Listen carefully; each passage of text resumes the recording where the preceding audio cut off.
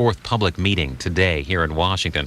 Former Pennsylvania Congressman Robert Walker chairs the meeting.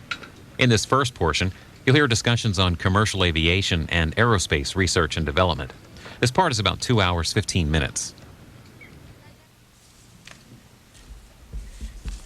Good morning. Welcome to the fourth public meeting of the Commission on the Future of the United States Aerospace Industry.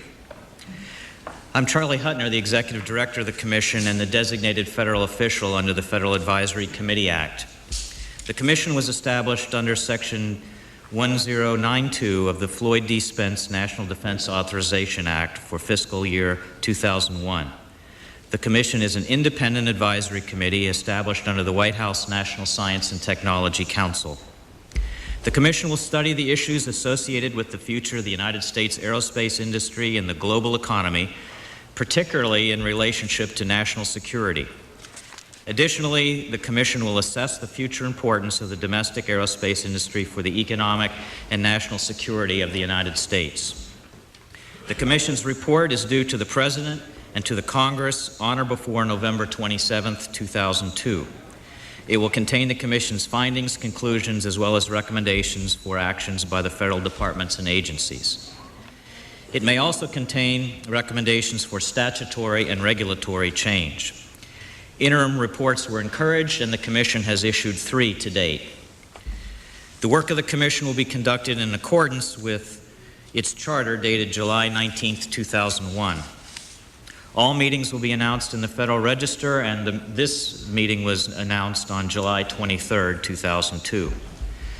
Unless otherwise determined in advance, all Commission meetings are open to the public. Members of the public may address the committee with prior approval of the chairman or myself only. This is the last public meeting where the Commission will take public testimony. The last 2 meetings on September 17th and October 23rd will focus on Commissioner deliberations and voting on recommendations and the final report.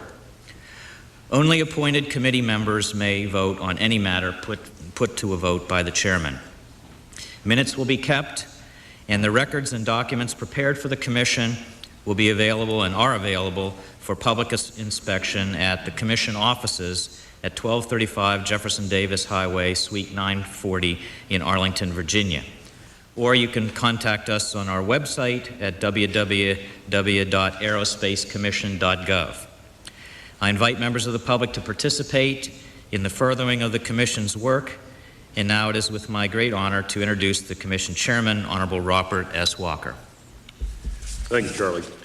Let me join in welcoming each of the commissioners who is in attendance at the meeting today. We think this will be an extremely productive session in terms of moving toward our final report, and also to welcome the members of the public and our witnesses to this fourth public hearing of the Commission. The Commission has felt from the outset that it was extremely important to our work to gather as much information as possible. We have done so through these public meetings, and in addition have listened to many groups, organizations, and individuals who have brought data to the staff and to the Commission over the last several months. As was mentioned by the Executive Director, this is the last of the public sessions where we will take testimony. We expect there to be 2 more public sessions of the Commission where we will begin to do our public deliberations and decision-making that will lead us toward our final report in November. But this is an important meeting because there are certain facets of aerospace which the Commission has not listened to in public testimony up until now, and we think that the agenda today will fill in some of the pieces where the Commission is almost certain to have something to say in our final report. Before we get to the first panel of witnesses, I do want to take care of one piece of business. Each of you, I believe, has received a copy of the minutes from the last meeting. Hopefully you've had a chance to review those. I would like to take a motion, if I could, to approve those minutes. So moved. It's been moved. Is there a second? Second. There's a second. It's been moved and seconded. All those in favor of the approval of the minutes of our previous meeting, say aye. Aye. Those opposed? Hearing none, the minutes are approved. Thank you very much. Let us move then to our first panel, which is going to deal with aviation issues from the standpoint of the airlines, the pilots, the controllers, and business aviation. Let me invite to the podium a panel of Dwayne Worth, who is the president of the Airline Pilots Association, John Alcott, president of the National Business Aviation Association, John Carr, president of the National Air Traffic Controllers, and Mac Armstrong, executive vice president of the Air Transportation Association of America. Gentlemen, thank you very, very much for being with us today. Welcome. We are anxious to hear from your testimony. As you know, we have placed fairly stringent limits on you in terms of your spoken testimony, but obviously any of the material that you bring to the Commission will be included in the record beyond your verbal statement. And I know some of the commissioners are very anxious to ask some questions when you've completed. So again, thank you for being here. And Mr. Worth, perhaps we can start with you. Thank you, Mr. Chairman. And I take your opening remarks, and I will just have a conversation with you if you don't mind. And I have substantial written testimony that I've given to you. Apparently we're not on here. Now we're on. I have submitted substantial written testimony, so I will give you my verbal comments here and try to be very to the point. Clearly, NAS modernization of our airspace and our air traffic control system is a huge priority for the future of the whole aerospace industry. And for one, the main reason is obviously safety, but we cannot ignore $5 billion in traffic delays cannot be absorbed either by the airlines or certainly by the consumer or by our economy. We need to modernize the national airspace. Now, Air 21 went a long way towards doing that, and I'm concerned, for one, that we keep that long-term funding stream going. For the FAA, the air traffic control, if we're going to have this modernized and go into the next century, we certainly have to keep that long-term funding going. I'd like to get into another issue, is that to the future of the aerospace industry, both in manufacturing and on the service side, the airline side, I think to get really to the bottom line, we're going to have a sea change in how we approach our industry. And that is opposed to, especially towards tax policy towards this industry. The future is going to depend on that. Our competitive difference between Asia and Europe and the rest of the world is going to have a public policy change towards aerospace. Aerospace has been, we've been a leader in aerospace for so long, we've taken our preeminence for granted. Our international competitors in Europe or Asia have not. They see this as a public policy matter. Aerospace is important. I'll take a quick look at it's called Who's Bashing Whom? This is trade conflict in high technology industries. I've referred to this often. Laura Deandra Tyson, one of President Clinton's economic advisors, did a big study on aerospace industry and found that it is not pure free trade. The Europeans in particular have a goal. They're succeeding, and we're starting to lose, and we need to ask ourselves why that is. In our industry, if we don't want to become the railroad industry or the maritime industry compared to World War II, let's take a snapshot of World War II, where the railroads were, where maritime was, and where aerospace or the airlines are. And we've watched railroads deteriorate, maritime disappear, and now, at this point of the 21st century, where we had such a preeminence both on the manufacturing side and service, things are changed. Right now, almost of all the airlines in the United States, most are headed toward bankruptcy. Most, not a couple, most. While our European counterparts, who have higher labor costs and everything else, are profitable. Asian airlines are profitable. South American airlines are profitable. What is the principal difference? The principal difference is the way we approach our industry in terms of taxes.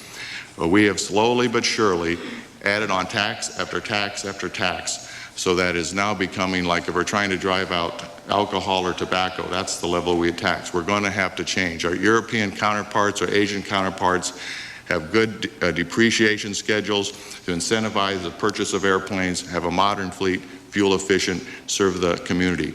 We are in an international competition for the world's preeminence of aviation, and Commissioners, I believe we're at risk, and I do believe we're going to have a whole new focus on how we're going to approach the aerospace industry if it's not going to turn out like railroads and maritime. Thank you, sir. Thank you very much. Very helpful. Mr. Alcott?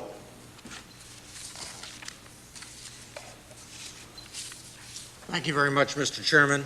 My remarks are contained in a printed document that I leave for your consideration. I would like to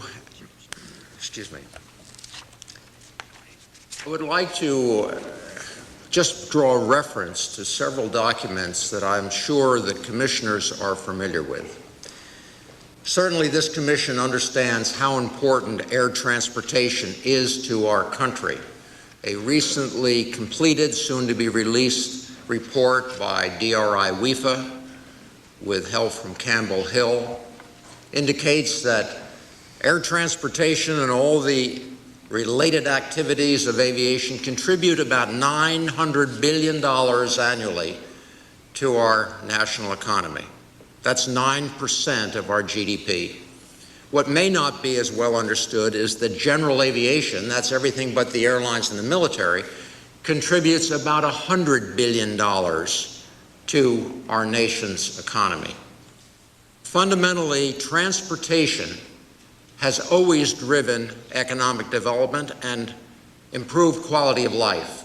Today's principal form of transportation for longer range is by air. Air transportation is truly an enabling technology for meeting our nation's social and economic objectives in the 21st century. In my paper, I describe 4 technologies that I believe this commission should consider. Rather than go over them in detail, I just want to emphasize 2 of them. I talk about basic technology that's needed to expand the general aviation component, particularly the upper end, the business aviation aspects of air transportation. I draw your reference to those, but I want to emphasize in the few minutes that I have left something that Dwayne mentioned, the need to truly have improvements in our air transportation infrastructure, air traffic control. For the near and midterm, improvements included in the FAA's Operational Evolution Plan, the OEP, for air traffic control infrastructure are absolute requirements and should be pursued without fail. Such improvements, however, are unlikely to fulfill the needs of air transportation users as demand increases. The previous mentioned DRI WEFA study states that even if currently committed OEP aviation infrastructure projects are completed on schedule, the delay situation with resulting negative consequences to our nation's economy and social fabric will be worse 10 years from now than they are today. It's essential that we look at the ATC infrastructure and do those things that are necessary to make it the most capable in the world. This commission, and I want to deal now with a regulatory environment, this commission should assure that the U.S. aviation community, including the FAA, NASA, and most significantly the political leaders responsible for aviation legislation, recognize the competitive environment for aerospace regulation that exists globally. The nation that achieves a leadership position in formulating an advanced ATC architecture, as well as new certification requirements and operating rules for aircraft, will have a significant advantage in marketing its products throughout the world. He who sets the architecture owns the market. We better set the architecture if we want to be competitive in the world environment. I want to emphasize something that Dwayne mentioned, and that is the Europeans are taking this community, aviation, very, very seriously. We've got to increase our seriousness for aviation. Finally, I'd like to conclude with my last point in the paper. and that is we must ratchet up our political will when it comes to aviation. Aviation must have a higher priority within the national agenda, as our nation learned painfully on September 11th, and in subsequent days as security concerns placed impedances on the efficient flow of air travelers. Aviation is vital to our nation's well-being. Every citizen, regardless of whether they fly or they don't fly, benefits from the economic advances and the quality of life enhancements resulting from air transportation. Thank you very much. I'd be more than willing to answer any questions later on. Thank you very much. Very helpful. Mr. Carr? Good morning, Mr. Chairman and distinguished panel. My name is John Carr, and I'm president of the National Air Traffic Controllers Association. I'm grateful for this opportunity to speak with you this morning. While everyone in this room can readily remember the events of September the 11th of last year, I'd like to spend just a moment of your time reminding you of September the 10th.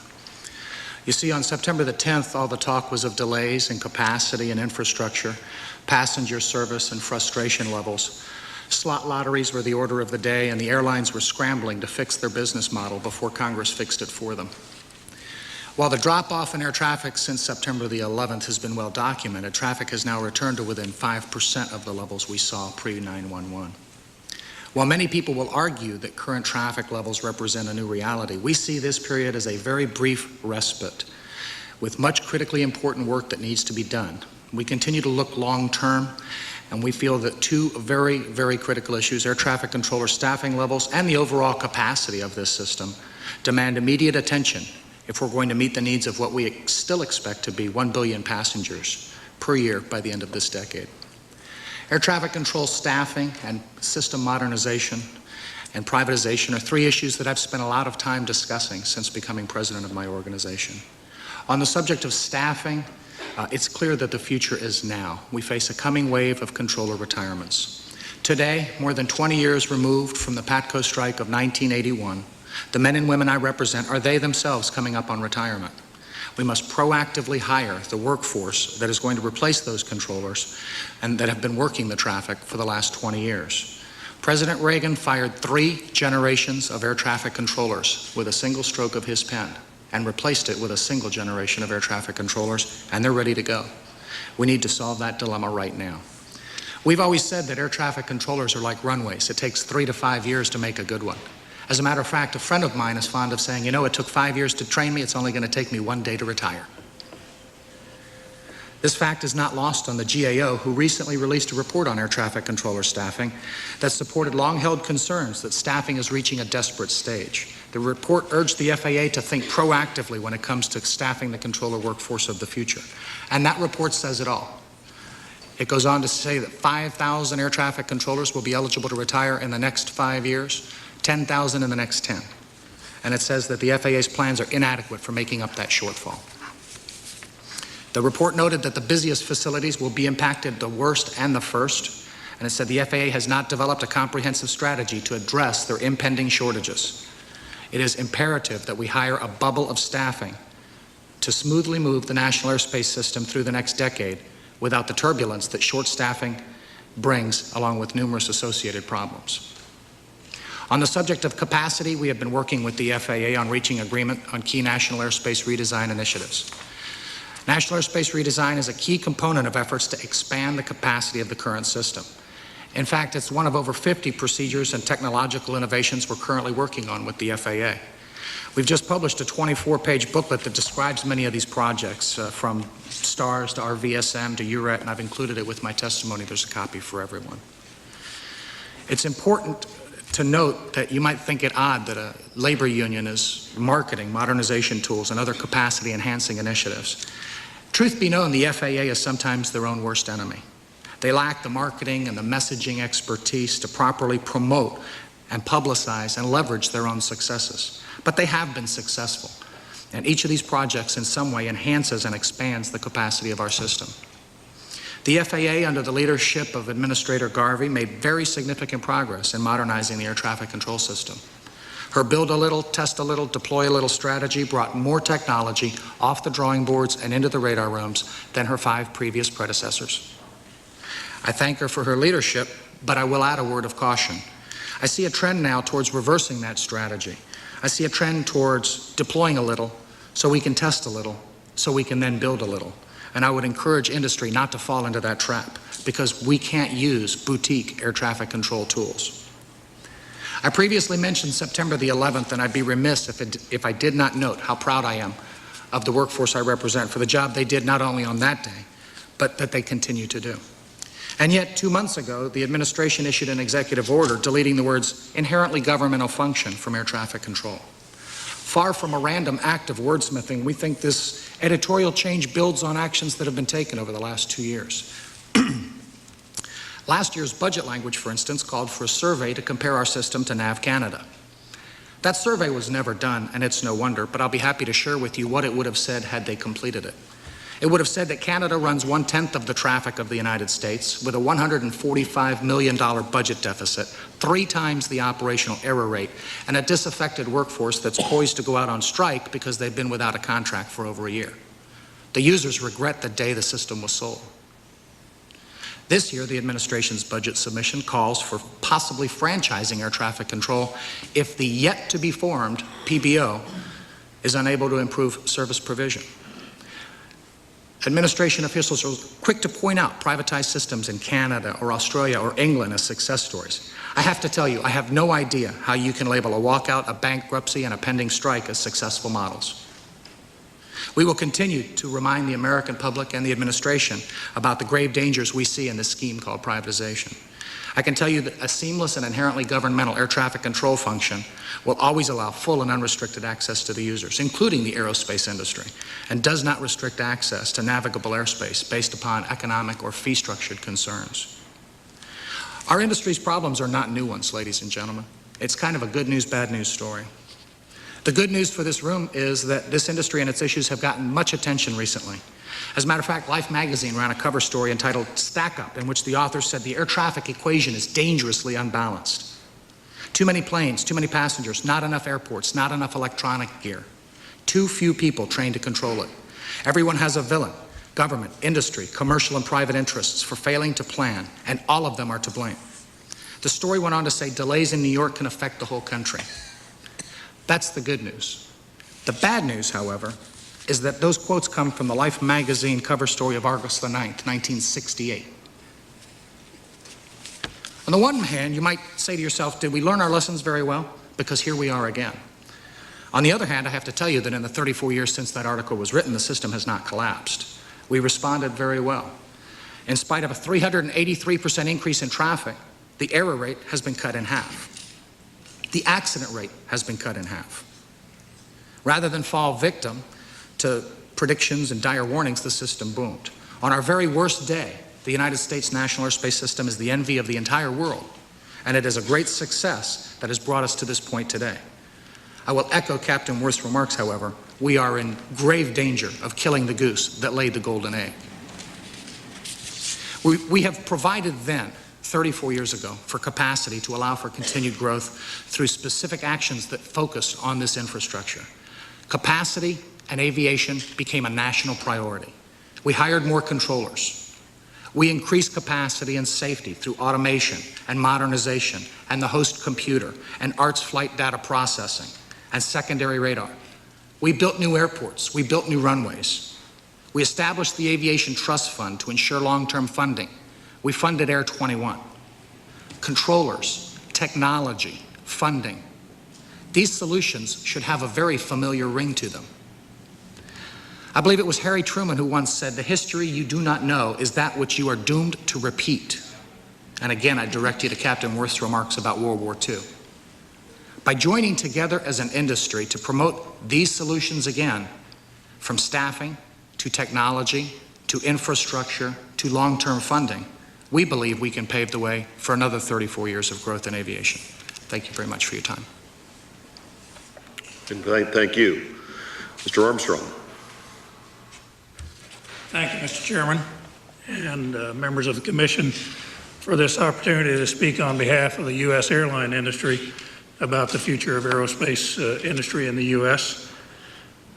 It's already been said the terrorist attacks of 9/11 brought a precipitous plunge in the already reduced demand for air travel and air shipments. The resulting layoffs and capacity cuts have served to emphasize just how pervasive are the effects of civil aviation across the varying sectors of the U.S. economy. Despite the extent of that damage, as has been alluded, using previous recession recovery patterns as benchmarks, we believe these reductions are only temporary, although unusually severe interruptions to the historical growth trends. Therefore, the national airspace system must continue to pursue appropriate investments which will grow future capacity sufficient to meet the still growing demand. For the near term, we need continuing vigorous pursuit of the FAA's OEP, which, if achieved at the best levels projected, will do well just to keep pace with the forecast demand growth. As the summer of 2000 demonstrated, peak demand against current capacity leads to debilitating delays and disruptions. It's important to point out that by far the most valuable producer of aviation capacity for the OEP is the addition of new runways. Therefore, we must assure that our major airports continue developing the necessary runway configurations and additions to combine with the technological developments of the OEP to generate maximum capacity just to keep pace with the forecast demand. Beyond the OEP, new concepts and new systems are needed. Current FAA strategies envision such developments, and already underway is an especially significant effort to articulate future requirements. That effort is led by the Boeing Company and includes extensive participation by all stakeholders, from the FAA and NASA to manufacturers, suppliers, airports, operators, and labor. Detailed articulation of their requirements by the stakeholders will provide the basis for technical and organizational research and development to begin today, so we can have the results available before demand outstrips the new capacity growth that R&D brings for tomorrow. It's also critical that requirements and the chosen path to meet them be articulated early enough to craft a workable transition plan that will take us smoothly into the new systems and concepts without serious interruption or degradation. The basic requirements of the new system are much greater and continually expandable capacity with much greater reliability while preserving or improving the safety, speed, and convenience that draw customers to this mode of travel in the first place. To justify the enormous investments that will be required to leap to these new concepts and systems, they must be significantly faster, better, and less expensive than today. Faster means probably more than anything a shift to much greater reliance on automation to enable the humans in the system to handle the very large numbers of airplanes more efficiently than today. Better is well illustrated by the runway situation. Runways generate by far the most capacity, but there's an eventual limit to how many runways can be added. Therefore, one of the tasks we must do to become better is to drive technology that enable us to fly arrivals and departures in reduced visibility, such as darkness or cloud cover, at the same rates that we can fly in daylight with good visibility. R&D efforts must focus on achieving the high-speed sophistication and sensors that give situational awareness levels to controllers and operators to achieve this objective. Less expensive means that such breakthrough technologies must be so reliable and so affordable that air travel continues to become more efficient for the customer than alternative methods of business. This is a necessary principle. It must be followed if civil aviation is to continue to serve as a primary engine to grow the U.S. economy. Ad hoc government programs cannot meet such daunting challenges. We will require inclusive solutions reached through collaboration among operators, manufacturers, government regulators, and particularly labor.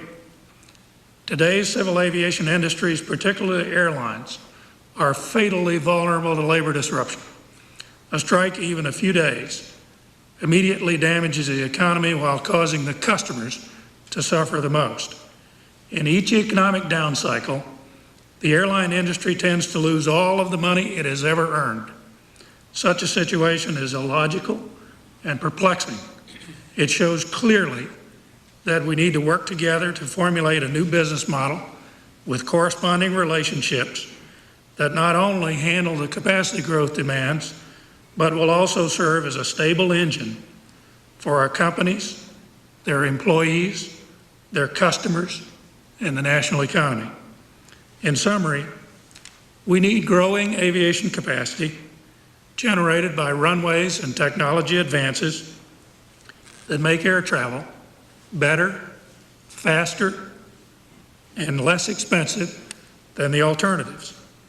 We need agreements on how to govern our business relationships that allow us to resolve differences without threatening the very existence of the businesses. Such results will assure our economy can continue to provide the benefits of freedom and capitalism to our citizens. Thank you, Mr. Chairman. Thank you very much. Very good testimony. I think that you hit on a number of points that the Commission has been concerned about. The two commissioners who have taken the lead in this particular area are Commissioners Boland and Buffenbarger, and I'd turn to them first, I think, for any questions that you have, Ed, and then Tom. Thank you, Mr. Chairman, and thanks to the panel. It's outstanding testimony by everyone. I'd like to follow up with a couple of comments and questions, however. Mr. Armstrong, you talked about the need to move beyond the FAA's operational evolution plan, and you talked about the community of stakeholders coming together and beginning to identify the requirements. And I agree with you that it's very important that the stakeholders be involved in that not be a government program only. But I was curious, as you were mentioning some of the groups that were involved in that, as an aerospace commission, we're looking beyond just civil aviation. We're looking at defense and space as well. And a curiosity on my part, do we have the participation from the Department of Defense, from the space community, from the Office of Homeland Security, to really make sure that whatever our future plan is, it takes into account that the security needs, the space needs, the defense needs of our country, as well as our civil air transportation? I believe the answer to that question is a resounding yes. The DoD and NASA are both on that, heavy participants in that activity, as well as some participation by the Homeland Security Agency, although I cannot speak to that with direct knowledge of who the representative is. But we do have considerable interface with all of those entities, particularly on driving R&D and letting R&D know what the generic requirements are so that they can then pursue those capabilities from the standpoint of doability and affordability, both as R&D objectives. I think the commission is very interested in the beyond OEP process. Is there anything that we can do as a commission that can facilitate, bring more focus and attention to really promote the process? I believe mentioning that process and the fact that this is going on and that heavy participation from all sides, government, industry, labor, R&D, all are absolutely essential in a vigorous way, and therefore funding from the government side is necessary and must be pursued with vigor. Mr. Olcott, you mentioned technology, and it's certainly in your written report. I've read what you've said on that. My question is, are you comfortable that we have a process in place that will not only lead to the development of technologies for the aviation industry, but actually get them to market? Can we get the technology that is being developed either in the private sector or from the government sources such as NASA have it certified by the FAA, implemented by the community, and then have the appropriate procedures to take full advantage of that?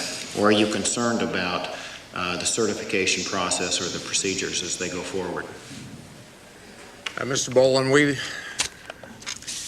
we are concerned that the movement from the laboratory to the final use by the customer is too slow.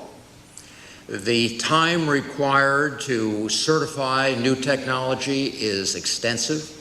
The costs are staggering. Yet the demand for moving these technologies into the marketplace is high.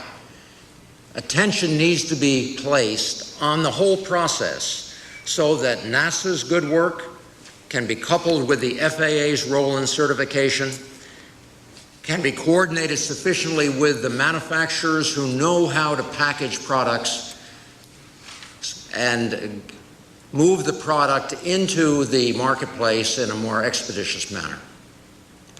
Thank you. I think all of the panelists have mentioned at one point the impact that delays have on our economy, the need for us as a country to expand capacity. And I think almost to a person, runways came up as a major driver, a major way to do that. Now, we had in an earlier public meeting some testimony from the airport community which suggested that it takes 10 to 15 years to build new runways. I'm a little concerned that if runways are as important to the capacity enhancement as we've been led to believe, that there's got to be some way for us to try to shorten that building process. And I would just simply open it up to the panel to see if you have any ideas that might help us get the runways built if they are in fact such a critical part of our expanding capacity.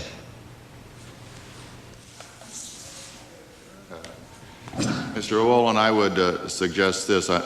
In a lot of those air traffic control delay hearings, and there was an awful lot of them, certainly in 2001, I think I testified at least 7 times. I remember at one point, I believe it was in front of the Senate, and Senator Rockefeller and some others on those committees pointed out why it takes so long is almost every form of government in the nation, from every municipality, county, state, finds a way to get involved. Lawsuits from environmental concerns, or by the time you jump through all the hoops, before you can ever pour any concrete. If, and this is again why we have a Commission on the Future of Aerospace, if we have national priorities, at some point the Congress and administration have to come to terms of what is important for the nation and how can Congress incentivize or actually mandate that a certain criteria can be met and be expedited. Right now, it's a grab bag. It can just be stopped by the very smallest interest group, very critical airports, whether it be on the West Coast in San Francisco and Boston. I think I pointed out in a testimony once, Hong Kong. Hong Kong decided it needed a new airport. They built an entire island first, built the whole thing from nothing in 5 years. We've been trying for 15 years to get one airport, one runway in San Francisco or Boston unsuccessfully. So 15 years, we've got nothing. Hong Kong built a whole airport after they built an entire island. That's a commitment to do something for safety and the consumer and the economy. And we're going to have to take a different approach to what it takes to get airports developed and runways built, or we're simply going to be running around in circles like we have in the past. Mr. Boland, you indicated that it might take 10 to 15 years to build a runway or an airport in this country. I think you're optimistic. If we take a look at some of the runway improvements that have been made in the last 20 years, you'll find that they were started 20 years ago, and they're just coming online now. You asked, what could we do? I agree with Captain Worth that we need to have a higher national priority on aviation, including airports. Airports are nodes within a national system. You cannot do something in Boston and expect only the effects to exist in Boston. They exist throughout the whole country. A delay in Atlanta causes problems in Seattle. So we have to have a national priority recognizing this is a national system. Secondly, we need to take a look at the environmental regulations and do all of them, but in parallel, not in series. We find that one of the reasons why there have been horrendous delays is that each of these hoops is done in series. Do them in parallel. Honor all the good legislation that addresses noise and air quality, but address them as a system in parallel, not in series. So those are the two recommendations I'd make. A national system and in parallel addressing key issues. Mr. Boland, I can tell you from experience that if you keep on doing what you've always done, you're going to keep on getting what you've always got. I couldn't say it any better than Life magazine. And it seems to me when it comes to runway construction, that's what this country has been doing for the last 3 decades. Dr. Aldrin could speak better than I about what happens when a president puts a stake in the ground and says, we're going to accomplish something by the end of this decade, perhaps putting a man on the moon. And I think that it's time that this country seriously consider whether or not it's going to embrace aviation as the transportation infrastructure of the 21st century. If not, let's make that decision and be done with it. But if we are, let's make that decision and let's work on paralleling the environmental and the economic and the expeditious processes that will bring us a new airport in 5 years, not more talk in 10. So if we keep on doing what we've always done, we will, I promise you, keep on getting what we've always got. Thank you very much. Tom? Thank you, Chairman Walker. I would like to throw out I have several questions, about 3. I'd like to throw the first one, though, at all 4 of you, and I'd like to compliment you all on your presentations. I think you all bring a very distinctive contribution to the work of this committee, and it's deeply appreciated. But President Carr, you brought an article from 1968, and I'm familiar with that article from a long time ago, and you reminded me of it. In 10 years, that article in that magazine started a debate in the United States of America. In 10 years after that article appeared, we deregulated the industry, the air transport industry in the United States of America. And related to that, the manufacturers, the maker of the aerospace industry. So here we are in 2002, and that article from 68 mentioned that we have to have a better business model. Well, we deregulated that business model that gave the subject for that article to be written. I would like to ask each of you, how well has the business model resulting from deregulation worked in America today? I'll start with John. We'll start with you. I'd be happy to start. In my perspective, and it comes from 25 years of observing it from the tower, the business model has worked fabulously. If anything, we are victims of our own success. We have graduated from driving to work, to taking the train to work, to taking the bus to see grandma, to flying to work. I mean, there are many days when every person in this room gets up in the morning, kisses their spouse, grabs their sack lunch, gets on an airplane, flies to LA, does their business, and comes home. I mean, that is the transportation infrastructure of the new century. I think that the business model works fabulously. But what unfortunately happened along the way is that we did not stay apace with it in terms of regulatory, infrastructure, and technological innovation, such that the demand for the service that we provide far exceeds our ability to provide it during peak hours. There is capacity to be found, it's just nobody wants to fly at 3 o'clock in the morning. So we have to find a way to manage the overreaching demand for the service with the capacity that we've provided, and then decide, as Captain Worth said, if we're going to have a national priority here. And if we are, what, if anything, are we going to do about it? The business model works. When it works, airlines make fabulous amounts of money. But much like a retired prize fighter, you wonder, where did all the money go? How come he's opening doors at the casino? You wonder what happened to all of those riches when the economic model turns downward. You wonder what happened to all of those riches. We have to create a model that sustains itself in good economic times and bad. And if I could just segue for one moment, I'll tell you that that is actually the demon of privatization. Privatization works when the economic model points upward and all signs are go, and you can tax and tax and tax and tax. As soon as that economic model turns downward, your fixed costs remain the same. So you only have a couple of choices. Charge people more for the same service when they can least afford it, or cut the service. Yes. Thank you. At risk of being argumentative with my colleague at the table, I need to make one small correction that he indicated that airlines make fabulous amounts of money when times are good. When times are good, airlines work their way all the way up to half of the industry average in this country. So I wouldn't call that fabulous amounts of money that airlines make. On the other hand, back to your basic question of does deregulation work? I do agree with President Carr that it is a fabulous model, particularly from the customer perspective. The cost to the customer has gone from a system where only the rich could fly to a system where everybody flies. Over half the people in this country fly at least once every year. And it has become a part of our culture to fly and to have that mobility to do whatever we wish for business or leisure. So the system has been fabulously successful.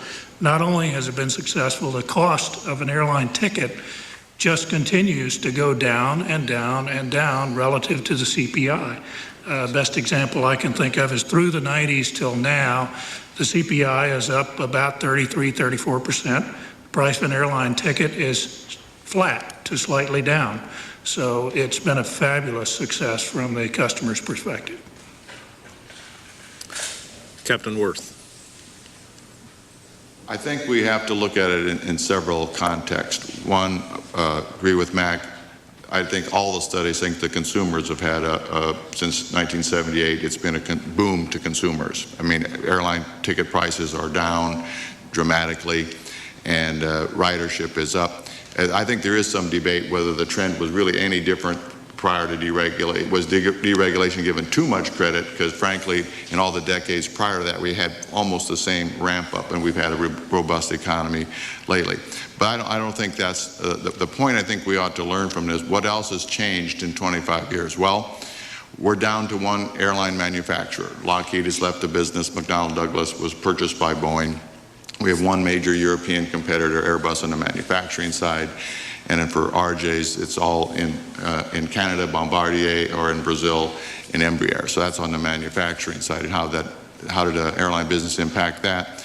Since deregulation, I think the thing that we didn't do, and which is hurting the industry really right now, and I don't think there's anybody's going to undo deregulation, but we do need to undo our attitudes toward the airline industry that did not change when it was regulated. When it was regulated, when the Civil Aeronautics Board controlled routes and, more importantly, set prices. If the government set prices, they also felt free to continue to tax the industry this way because, after all, they were setting the prices, and they were actually restricting market access. So it was a managed industry.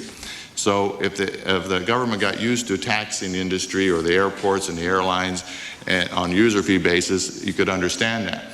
Well, they deregulated it, and all those benefits were derived, but they've increased the taxes, continued to tax the industry to the point tobacco and alcohol are not taxed the way this industry. If that's going to change, if we're going to let the market work, and it has worked, we cannot continue to just burden the airlines. They haven't been able to pass on these consumer taxes. Most recently, the security taxes, $5 per leg. That's another $20 on talks of the PFCs, all the other cargo and weight tax. It's just tax after tax after tax.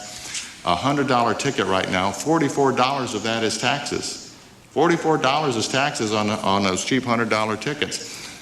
Airline pilots cost 8 to 10% of the operating costs. This is going to be 4 times more taxes than people cost to operate. That's got to change. If the deregulated model is going to work, And if we're going to look, in my earlier testimony, I meant if the European airlines are making money, if South American airlines are making money, if the Mexican airlines are making money, what is the difference? It's not labor costs, it's not fuel costs, it's not even aircraft costs. It is the big difference right now is the taxes are just killing this industry.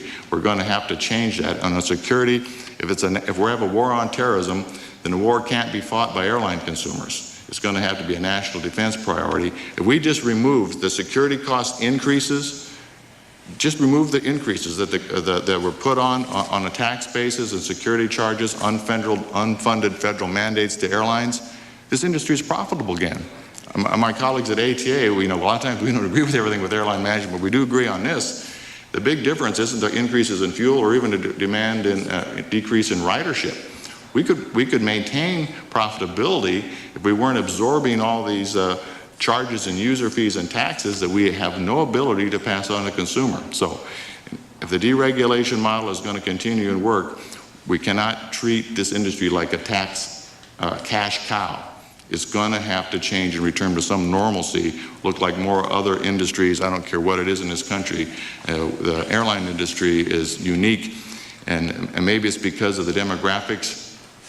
You can get a lot of congressional support or Senate support if it was all concentrated in one place, but the way consumers fly, it's the old don't tax me, don't tax thee, tax that fellow behind the tree. That was true, and the airlines just haven't been able to get the focus of this country. It seems like a free tax. It's just airline passengers. They're everywhere. They don't identify with a state or with a senator, and they don't blame anybody because it's not a fixed asset nailed to a locality. But if we don't change our attitude towards that tax problem, this aerospace industry, our preeminent that we've had since World War II, we were the leaders in everything, manufacturing, on service, our Pan-American, Trans-World Airlines, domestic Eastern are all gone. A lot of things have happened, and if we're going to stabilize this industry, and I hope that the Congress with their 10 months ago on October 11th passed the Airline Stabilization Act. This airline industry is not stabilizing, it's destabilizing rapidly. And I just think we need to remove the tax burden, and the market will still work, but we cannot be taxed at these rates. Yes, Mr. Olcott. There's a fundamental need for transportation. It's been ever such, and it'll be ever so. Deregulation was a response of government to try to facilitate transportation, and it certainly has done that. It's had a significant impact indirectly on the community that our association represents. The National Business Aviation Association represents companies that use general aviation aircraft for business travel. Our members are the most active users of business aviation in the world. They also buy over $10 billion worth of airline tickets because they fundamentally need to travel, and they use the airlines when it's appropriate. They use business aviation when it's appropriate. Deregulation has changed the character of the scheduled airlines. There are about 500 airports in this country that have scheduled airline traffic, but about 75% of all airline passengers and enplanements occur at less than 50 airports. Deregulation has concentrated the activity at hub airports. There are 5,000 airports in this country that can be reached by our members using general aviation aircraft for business transportation. And as a result of the concentration of airline activity at hubs, the business aviation community has expanded significantly. The business aviation community is, to a large extent, a big player in that $100 billion worth of economic activity that DRI WIFA identified with general aviation. So deregulation has had an impact, not only on the airlines, it's had an impact on general aviation as well. We believe that the important message here is that facilitate transportation, the nation benefits. If I could follow up with that, we have heard testimony before this commission that we are losing at the rate of about one small airport a week. At that rate of 52 airports a year, how's that going to impact upon general aviation? One has to be very careful about some of these statistics because we talked about 5,000 airports that we can use. There are about 17,000 landing facilities in the United States. So be very careful. If we lost White Plains or Teterboro, we are going to have a big problem. If we lose the little patch out in East Overshoe, it may not have exactly the same impact. Now, before we say, well, we'll never lose White Plains or we'll never lose Teterboro, the biggest concern for our community is access. Access to airports, access to the system, to the airspace. Access can be impacted by at least three things. It can be impacted by government fiat. You cannot land at Washington National Airport. End of story. It could be impacted by equipment requirements. You must have a certain degree of special equipment on the airplane, maybe some security equipment. That could impact access. And it could be impacted by cost. So if you have an airport like Teterboro, very important to business aviation, not used at all by the scheduled airlines, very important to the New York area because business aviation doesn't have to use LaGuardia, Newark, or Kennedy. If you were to put a temporary restriction around Teterboro because of some security regulations, you're impacting access, and that'll have a big impact on our whole community. So I would urge you to follow up on your point, are we losing airports? With the question, are we losing access to airports? Because we must facilitate access to this very important part of our transportation system. Thank you. I would just like to note that even some of the smaller airports, their loss impacts the national airspace system. The users of those airports, however great or small, do not stop flying by virtue of the closure of that field. They just find another place to go. Chicago MiGs is a perfect example. When Chicago MiGs was threatened with closure, I made it clear to anyone who would listen that those aircraft were not going to be crated up and boxed up and hauled away. They were going up to O'Hare, and they were going to occupy landing slots on that final approach course. And it's important to note that however big or small the airport, that loss of capacity, whatever small piece of capacity that airport contributes, means that those users, those participants, are going to take their demand somewhere else, probably Teterboro. Thank you very much. Mr. Armstrong, in your remarks, you alluded somewhat to ways to correct some of the problems your members face in the Air Transport Association, and the reference was made to labor in general and better ways to figure out how to handle that particular factor in the overall workings of the air transport industry. Would you elaborate a little bit on what you would be talking about? Well, I was more describing the problem than I was describing a solution, but it is a problem that has to be addressed if we are to be successful going forward, because as more and more of our population relies on flying, the system itself becomes less and less tolerant to disruption. And we are to the point now where if any of our major carriers are disrupted and have to pull out of the system bogs down because we don't have enough capacity to carry the demand with everybody flying well. So we need methods to work together to deal with that problem for the public. We still have to have a method for our labor folks to get what they need out of the system, but we need a better system than a system that is one that punishes the customer rather than works between the parties more directly than is currently the case. And I don't have specific recommendations about what kinds of limits that might be, but we have to work together to find an answer. Otherwise, we simply drive our consumers away so that they won't depend on us because we have a system that is not dependable. Thank you. I have no further questions, Chairman Walker. Thank you.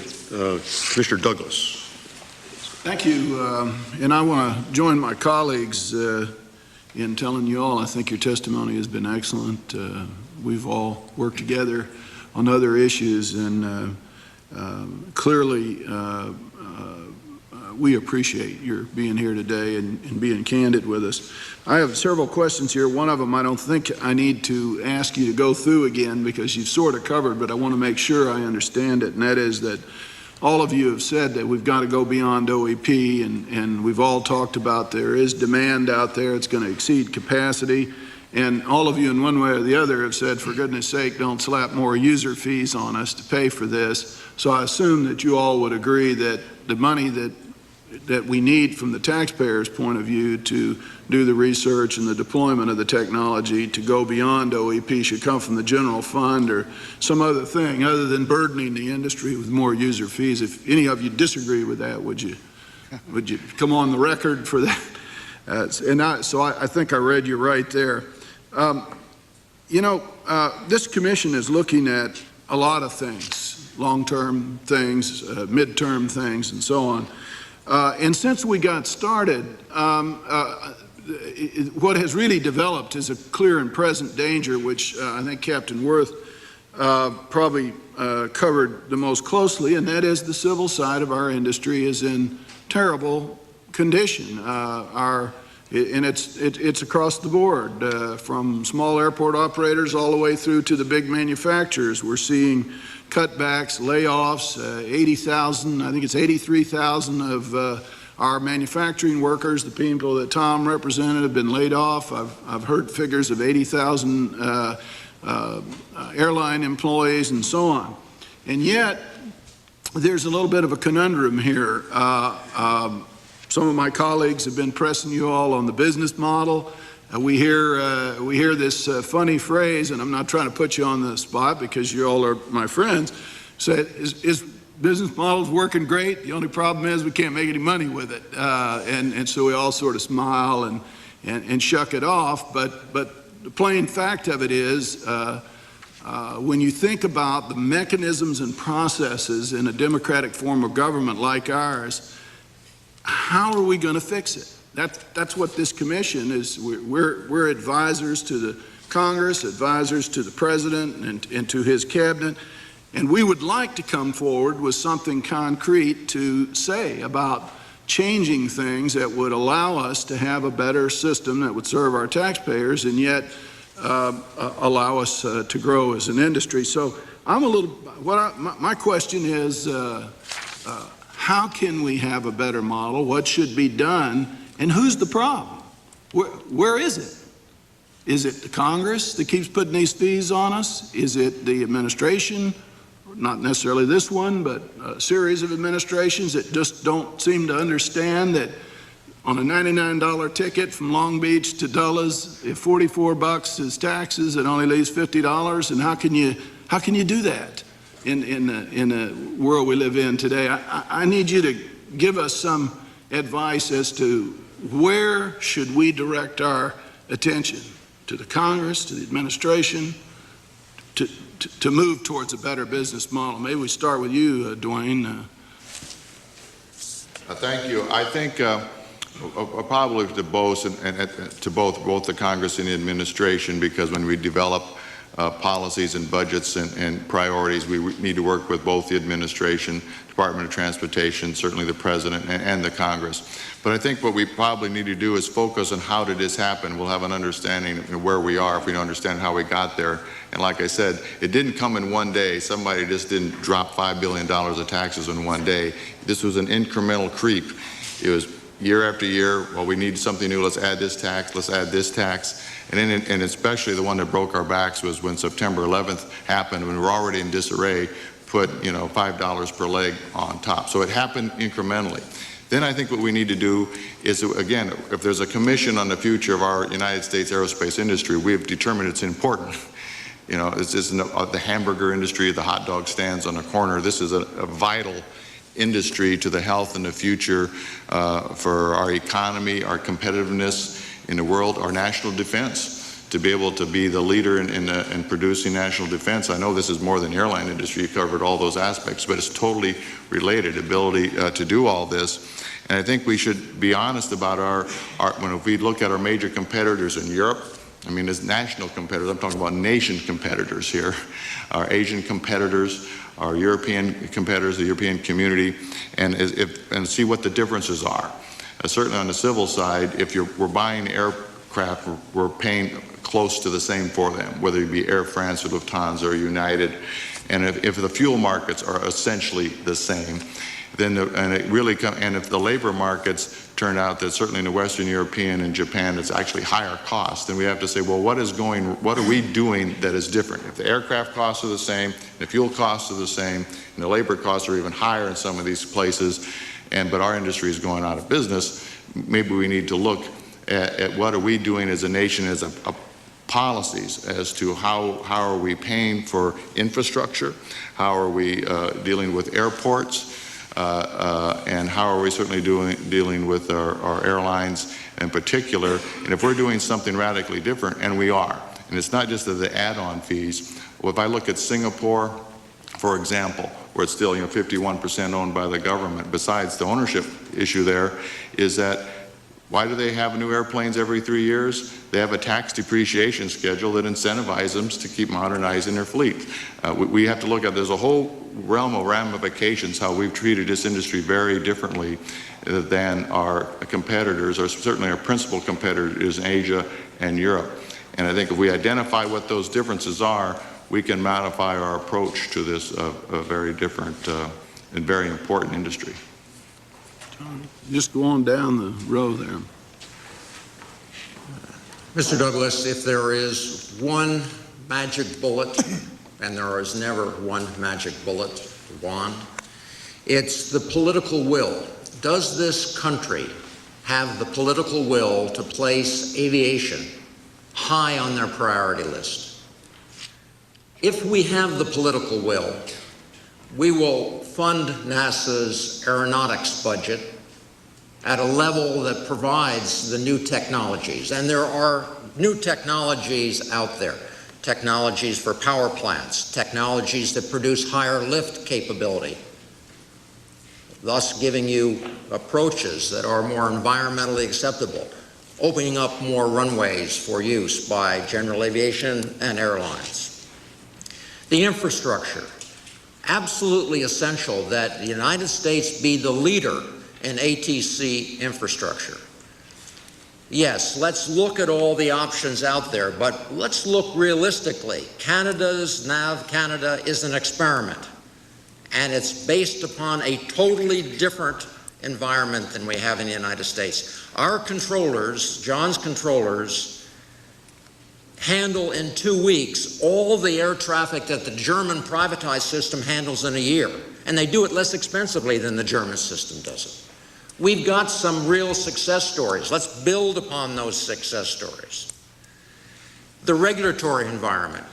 Mr. Boland talked about what can we do to bring technology to the marketplace faster. We've got to energize the FAA so that they truly are the world leader in the regulatory arena. We're being challenged by JAA, we're being challenged by EASA. Do we have the political will to be the leaders in this field? So finally, I believe that if there is one magic thing we should do, a magic wand, we should emphasize the importance of air transportation to this country and have it moved way, way up on the administration and Congress's agenda as a national priority. First of all, I'd like to thank Jack for his kind remarks. I greatly appreciate them, and I could not agree more with his solution set. I think if there was a magic bullet, every person in this room would have fired it by now. Clearly, the challenges we face are at least 34 years old that I've been able to document in my short tenure. And I don't like looking for blame. I rather prefer looking for solutions. But we have to find a way to get out of the same cycle of trying to disincentivize this business, whether it's from taxes, as Dwayne describes, or even user fees, which is really just kind of another code word for taxes. User fees are the taxes we put on the business community and the general aviation community without calling them taxes. So let's call them what they are. That's a new tax. And let's not go there because it makes no sense. Let's provide this inherently governmental service and incentivize its growth. The demand is there. Spirit Airlines filled every seat on their airplanes on September the 11th. All they did was make them free. So I know the demand is there. People want to fly. You have to find a way to price it appropriate for the market, not tax it to death, and for goodness sweet sakes, don't punish people for trying.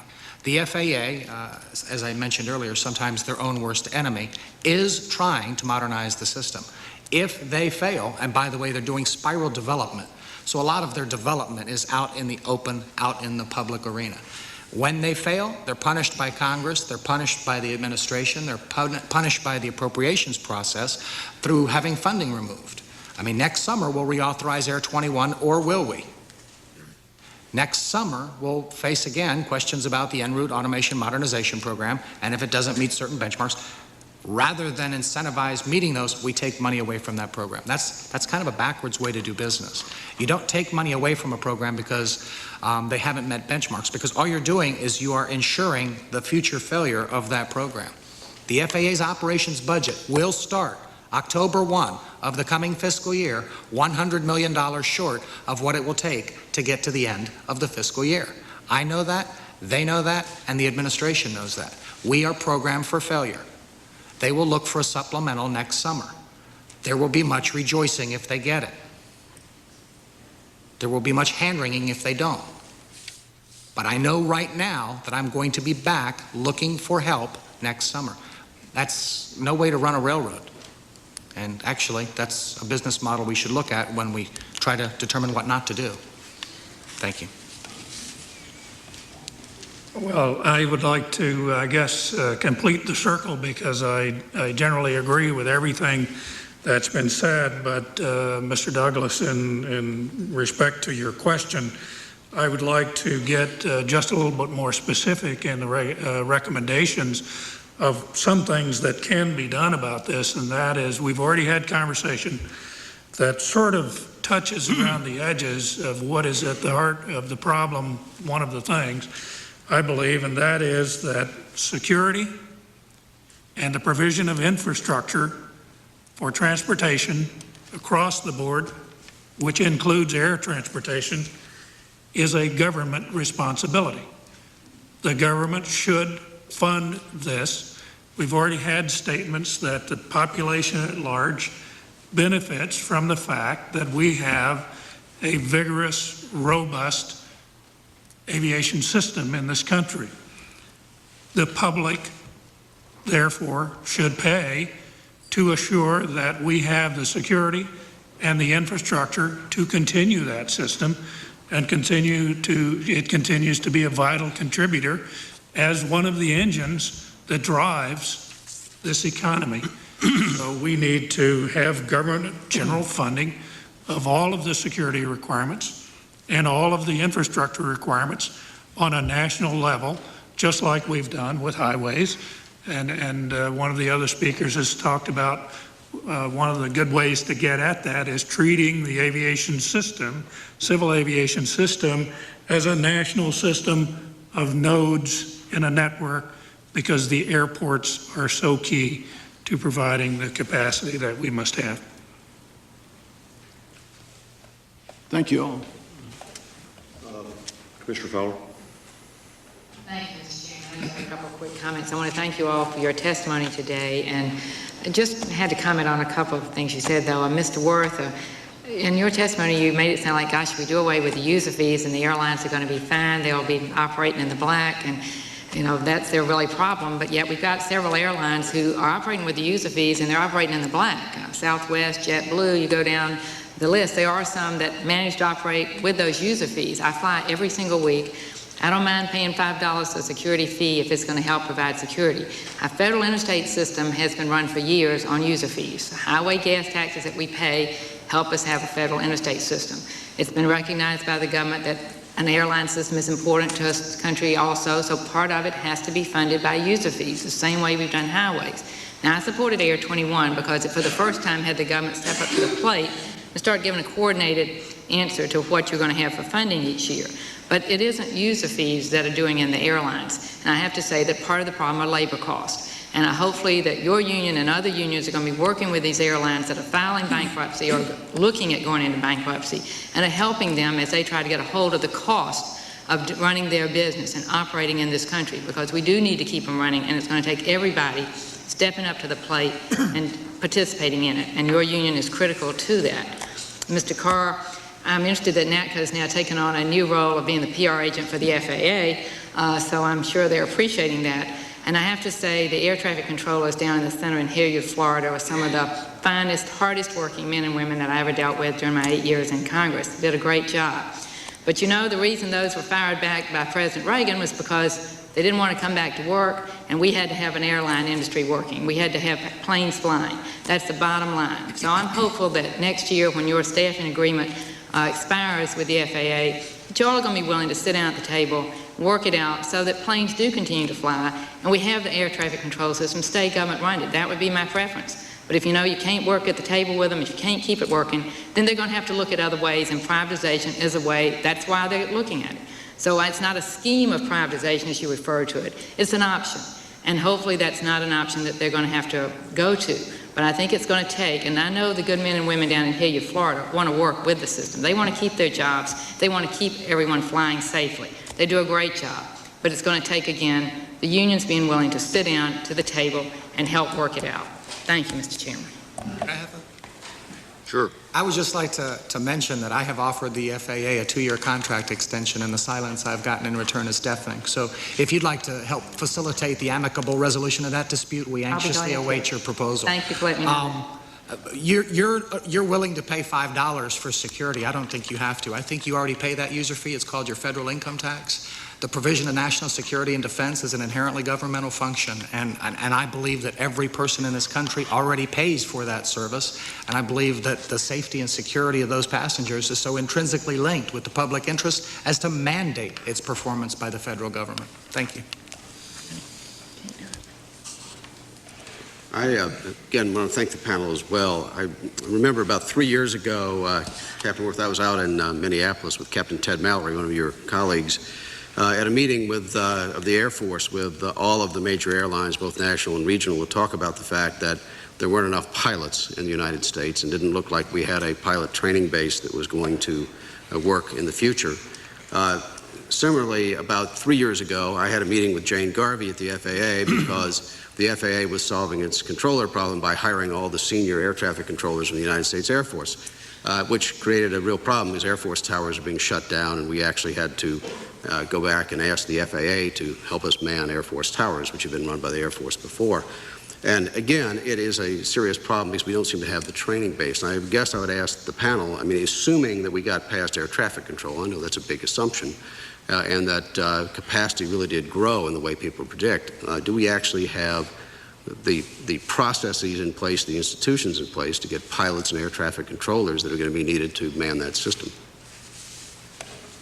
Sir, well, certainly in the near term, we have 6,000 laid-off pilots. I mean, these are not trainees. These are skilled captains, first officers with 1,000 hours of flying time. So for the immediate future, there certainly isn't a pilot shortage right now. I think that has been pointed out in a few years ago, we thought we had that with the rapid growth. We probably had the most sustained growth from like 1994 till 2001, the most sustained pilot hiring in a long time.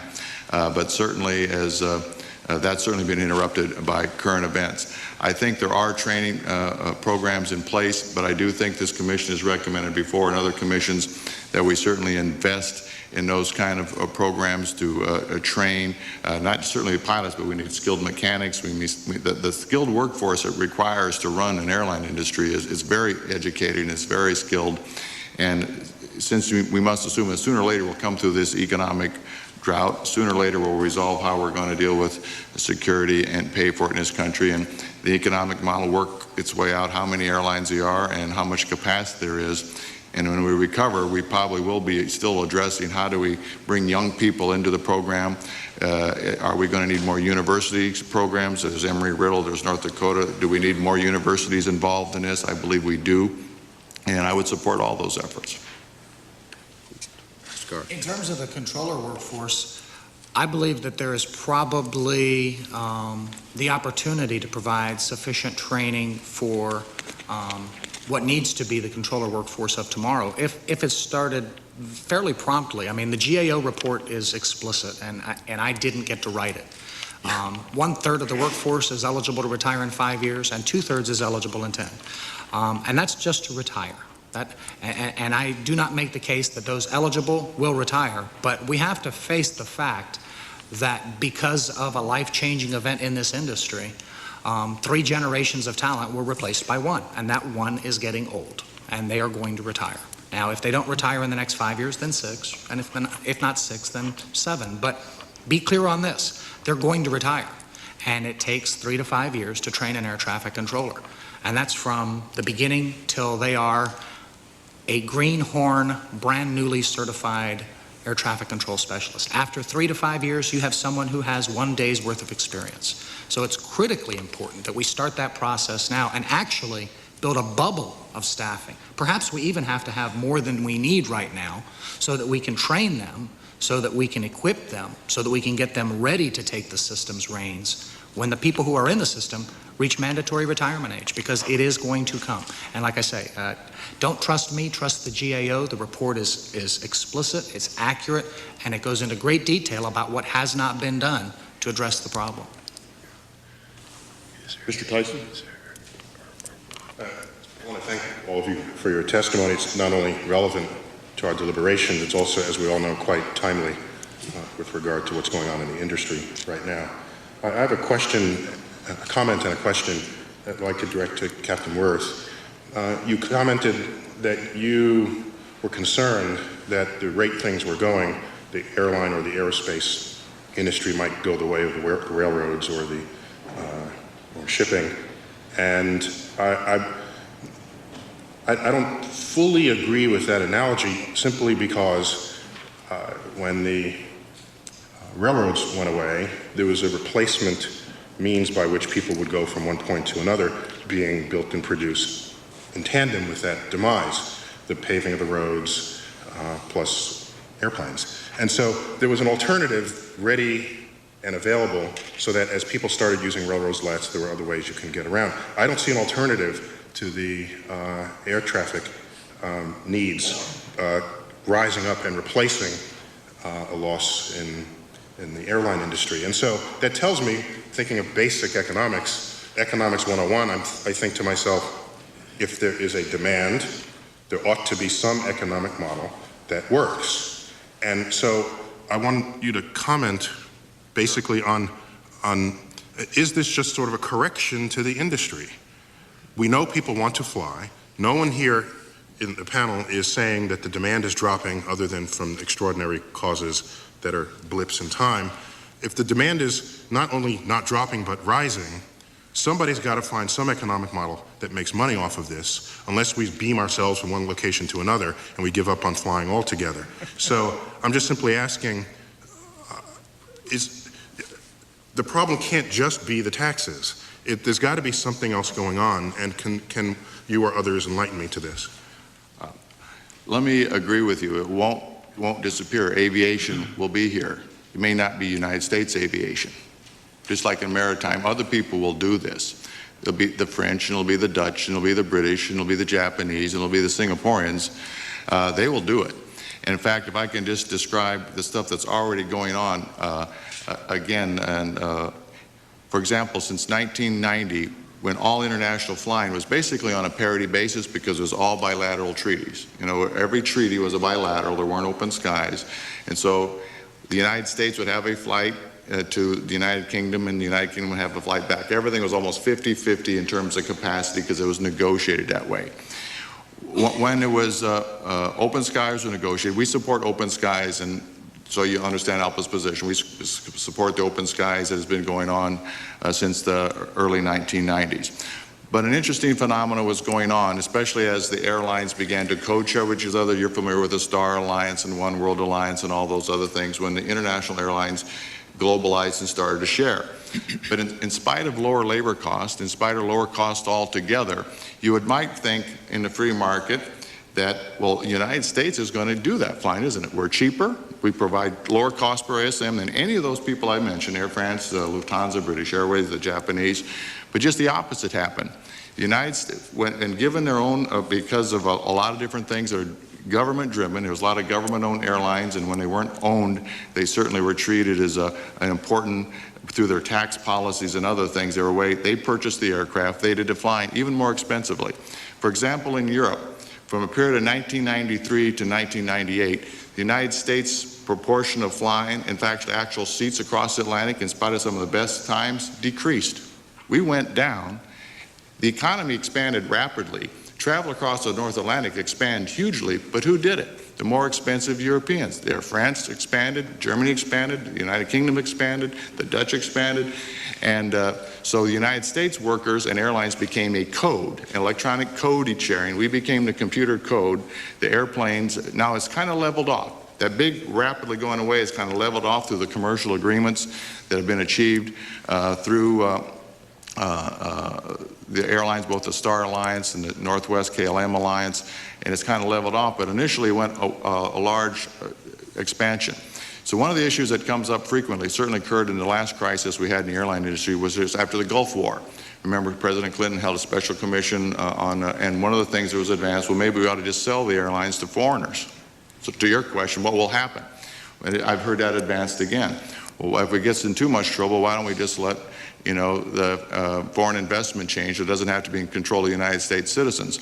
That's been advanced, and I think if we go there, we won't be having a commission on the future of the United States industry. We'll have sold it. And I don't think that's a good option. I think there's national defense concerns. I was a part of the United States, the Guard and Reserve was called up in the Gulf War, and the Civil Reserve Air Fleet, which I'm sure you've described. The Gulf, that was all supplied by U.S. operated aircraft on a volunteer basis or craft. There was like 5,300 missions flown. I think the Department of Defense has great concerns if the hulls, especially wide-body hulls, are no longer owned and operated by the United States. So, Doctor, to your direct question, comparing to railroads, will there be aviation? Yeah, there'll be aviation. Will it be owned and controlled by the United States? Will it be taxed by the United States? And will the United States workers be supplying it? That's what I don't know. Mr. Wood? Thank you. Captain Worth, I'm sorry. Wanted to follow up a little bit on this comment about taxation, which I find quite intriguing, but sort of being from Wall Street, I think, in numbers. Have you done any work? Can you give us, can you quantify the delta between the tax situation in American-based airlines versus Asian-based or European-based? Because another part of my question is that obviously the geographies are quite different. I mean, Asian-based airlines fly longer distances. They're characterized by more wide-body markets, wide-body aircraft, and fewer carriers. And so obviously the ticket prices are probably higher. So I find myself a little bit puzzled as to how I peel back the differences between how they're operated, the types of planes they use, and then this tax situation. So if you could expand on that, that would be great. Well, let me start with the labor costs. Let's start with that, because that was a legitimate issue raised before as well, and I accept that. The most recent studies that were done by both the Government Accounting Office and there were some others were compared North American airlines, that's in Canada, United States, with their major Western European counterparts, and found that labor costs were about 15% lower in North America than they were in Europe. So whatever the delta is, that's labor cost differential. So if there's a difference in profitability between European carriers, certainly, and United States, labor costs don't seem to be the issue. But I also accept the premise the European airlines are very different. They're predominantly international carriers with a smaller domestic fleets. We have a massive domestic issue and where theirs is very different. So you can't get to an apple and oranges if you just do a consolidated balance sheet against international domestic flying. So I think we need to break it out in comparative sets. As to the taxation, I would like to get back with you, and I'll have my economic financial analysis department with more specifics. But it is my understanding in approximately if we were close to the same about 10 years ago in terms of a total tax base and user fees or whatever the airlines were paying. I'm not counting depreciation schedules and how the airlines are, how that affects the balance sheet, but just fees. It was almost double now in the United States. It's practically double compared to Europe. And I will get back to you if that's not the correct action with a written testimony. I mean, there is the reality, and I have to agree with you that serving in the Congress, at a couple of times when the issue of fees came up in the Congress to add on to tickets, the word that was spread was, well, we're only adding $2 to each ticket, but nobody really talked about the fact that there were already several dollars that were there. And if I remember correctly, maybe one of you remembers, but at one of the times that we were debating it, we looked at a $100 ticket, and something like $48 of a $100 ticket would have been in various taxes and fees that were in the ticket. Is that somewhere close? Yeah, I think the number is actually 44 that we looked at on a $100 ticket. On a $200 ticket, it goes down to about 26%, but it's 44% on the lowest fare tickets. So I mean, you do have a considerable built-in base cost in taxation on tickets, and I think Commissioner Fowler is absolutely correct that Congress is probably always going to keep some fee structure in place, but that the question is this Chinese water torture of drip, drip, drip of how many dollars each you can continue to add to on top. That ultimately breaks the back of the profitability of the industry, and I think that may be something this commission needs to take a look at as a part of our deliberations. Mr. Walker, the point that I'd like to make is that the time constant for really experiencing the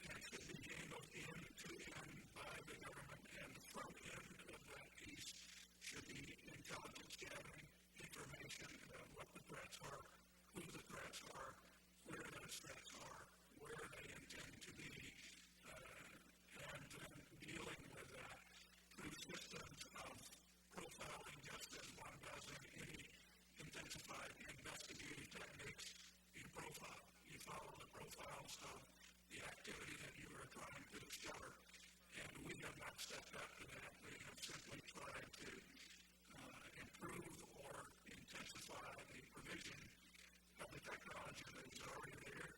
It's the technology, but it's not good enough. It has high failure rates. There are other things that we can do. It looks for things. It does not look at intelligence. It doesn't look at people. And we need a system really that intensifies on finding people who are threats and preventing them from ever getting on our airplanes. And then back that up with the fortification of the cockpits and the security of preventing things from them getting into the system. So I think we're not on the right track yet. It's costing us an awful lot of money to step up those current processes.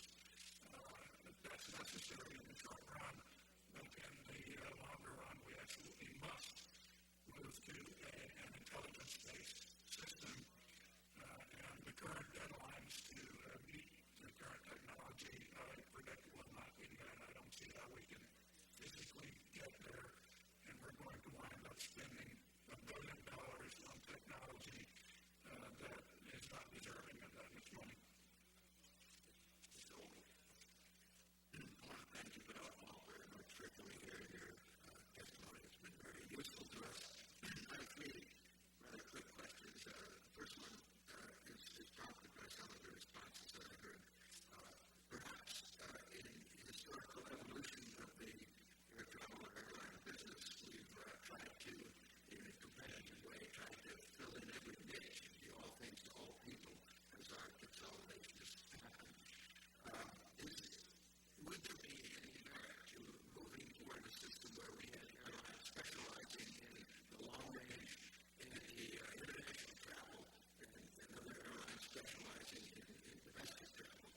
The other question has to do with capacity and the desire of people that always want to fly when they want to fly, which results in hubs and other things cause the same problem of people wanting to travel at certain times, and we have peaks of travel. If we could spread those peaks out by some incentive, whether that involves public education, of the costs involved, the inconveniences involved. And then the third question has to do with unmanned air vehicles. Does that have an impact? We've seen the briefing recently on that, and I'd like to, maybe we'll leave that one to last. At least describe the first one. I think I still believe the market will determine who flies where and when and who's successful and who's not. So I don't think we can have a government policy that retreats and says you don't get to fly international, somebody else does. I think we can't put that genie back in the well, nor should we. One of the conundrums in the business model that the network carriers have is that they had built to be all things to all people, so small communities or big communities or international communities, and they've invested billions of dollars in fabulous networks, but you really can, check in at Waxahachie, Texas, and have a bag that goes all the way to Bangladesh to 4 airlines with one ticket. That's wonderful. Not many people want to do that, but it's capable of doing that. So one of the problems the network carriers has, and let's use a Southwest model for everybody, why can't you all be Southwest? There's only going to be one Southwest. There really is, because what they've done is they don't serve small communities. If the nation was waiting for Southwest to save the nation, there won't be any air travel except in the top 100 cities. Because their business model only works in the best, most vibrant business models with O&D traffic. So if the national industry needs all the small communities served with smaller airplanes and use the network carriers, I believe the network carriers are vital to the national transportation system. They're going to have to find a way to compete with the low-cost model, which used to be 3% of the market. Now it's 19% of the market. It's not just Southwest, it's JetBlue, and it's AirTran, it's Spirit, it's ATA, it's National, it's Frontier, and it was Vanguard, and there's a whole host of them. But how they compete in the domestic market is probably their number one challenge, because they still want to feed the international traffic. They still want to, I think it's important that we have a large international presence. I think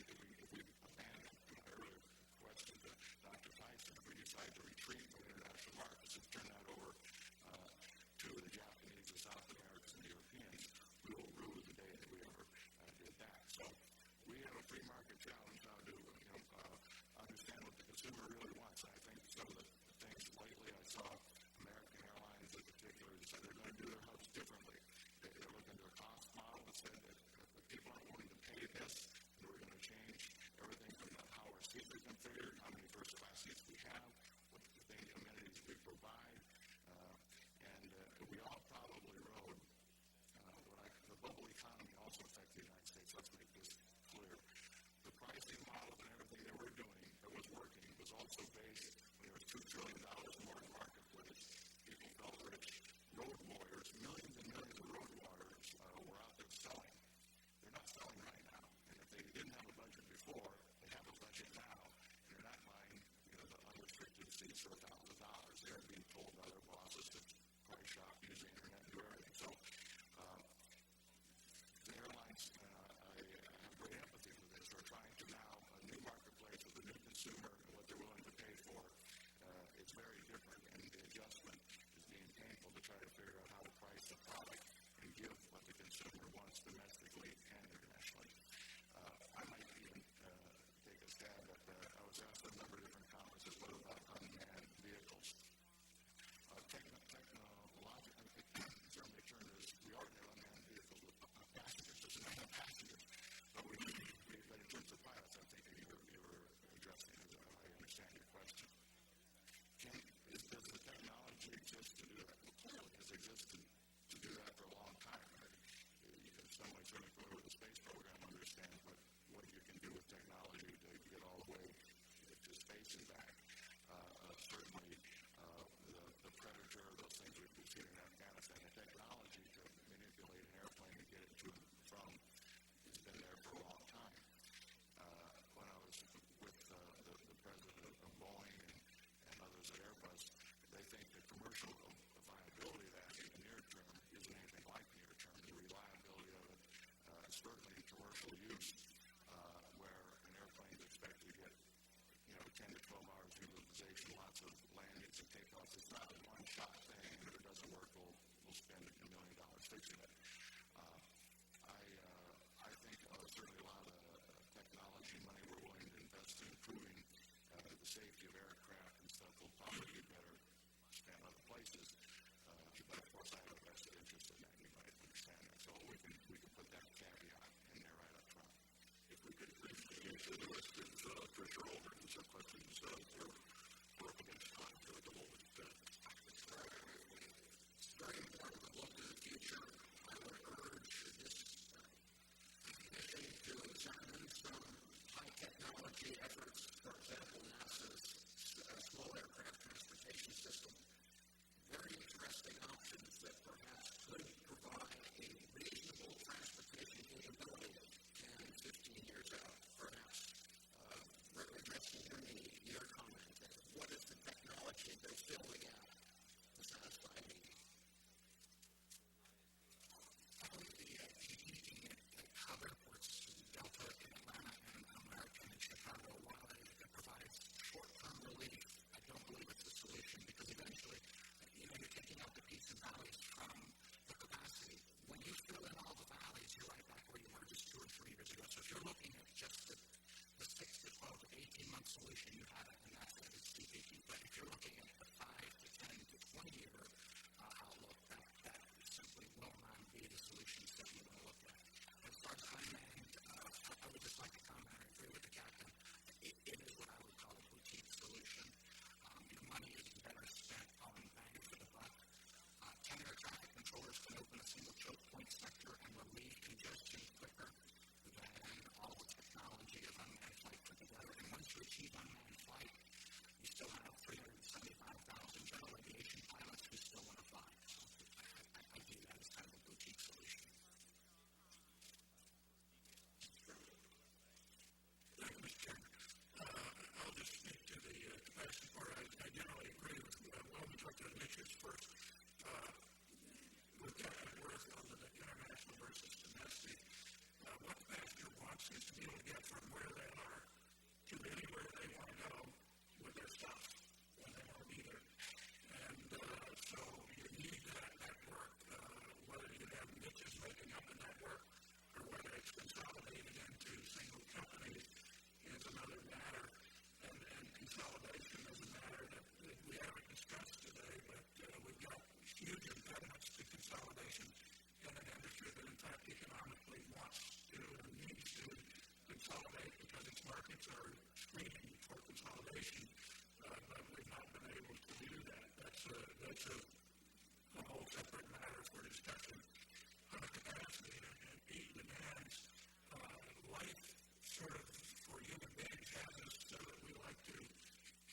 the daytime. So we have rush hours at the beginning of the day and at the end of the day, and we need systems that will deal with that.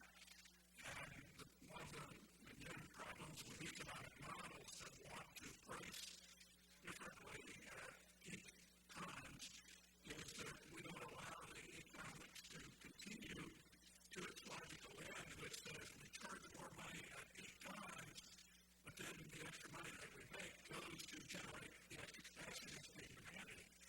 And that generally needs to come in the form of runways, and we haven't figured out how to crack that nut. So if we're not going to take it all the way to the end and produce the runways that the demand is calling for, we're never going to fix the problem. We simply get interim solutions that fix it for 18 months. I want to congratulate the panel as well. I think all members of the commission have made it clear that we think this has been a very valuable panel today, and we thank you very much for your testimony. It will be an important part of what we deliberate on as we deal with the air transportation issues in our final report. Thank you very much for being here today.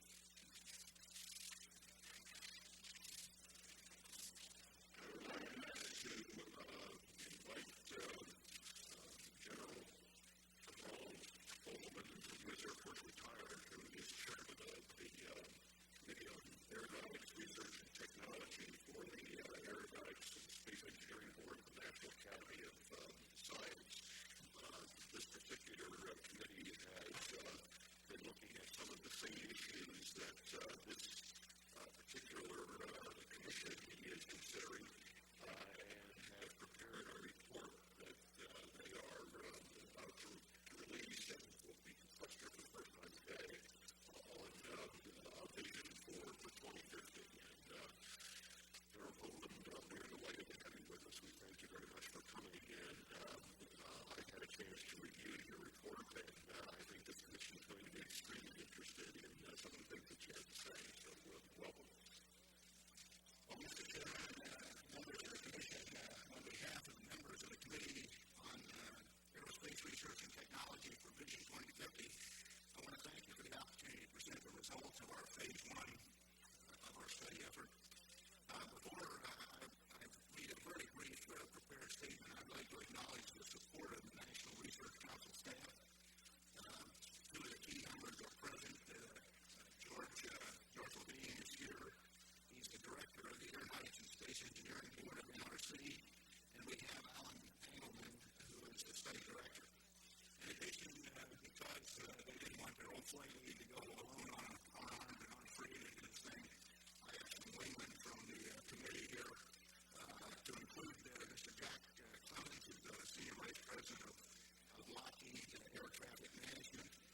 I have also retired Air Force General Bill Hoover, who in a former life was an Assistant Secretary over at Energy and is a well-known aviation consultant. And Sandy Redder, again, an aviation consultant known to many of you, is here also. As to the prepared statement, at the request of the National Aeronautics and Space Administration and the Federal Aviation Administration, the National Research Council established the Committee on Aeronautics Research and Technology for Vision 2050. We began our activities actually in February of this year.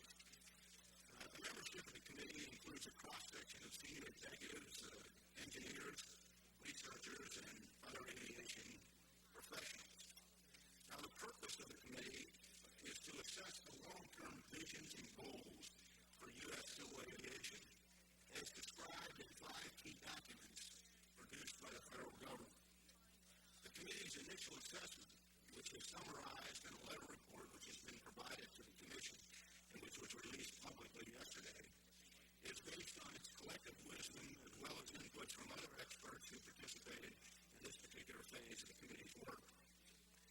I would point out that the work of the committee is ongoing and that late next year it will issue a much more detailed assessment of long-term technology goals. The current U.S. visions for civil aviation correctly point out the importance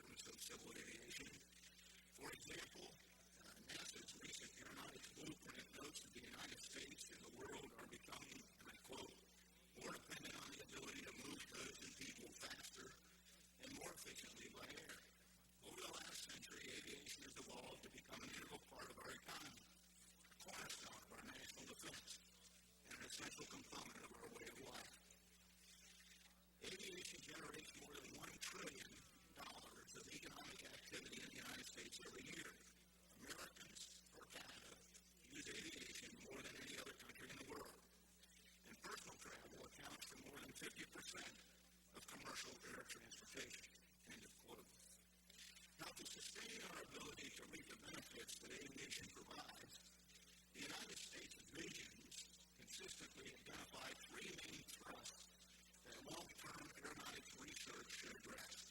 First, our safety and security. Second, capacity of the air transportation system. And third, environmental compatibility. That is, we're looking at noise and emissions.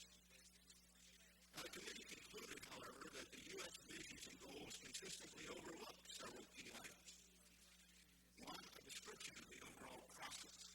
Two, a clear set of guiding principles. And three, a strategy for overcoming what we call transitional issues.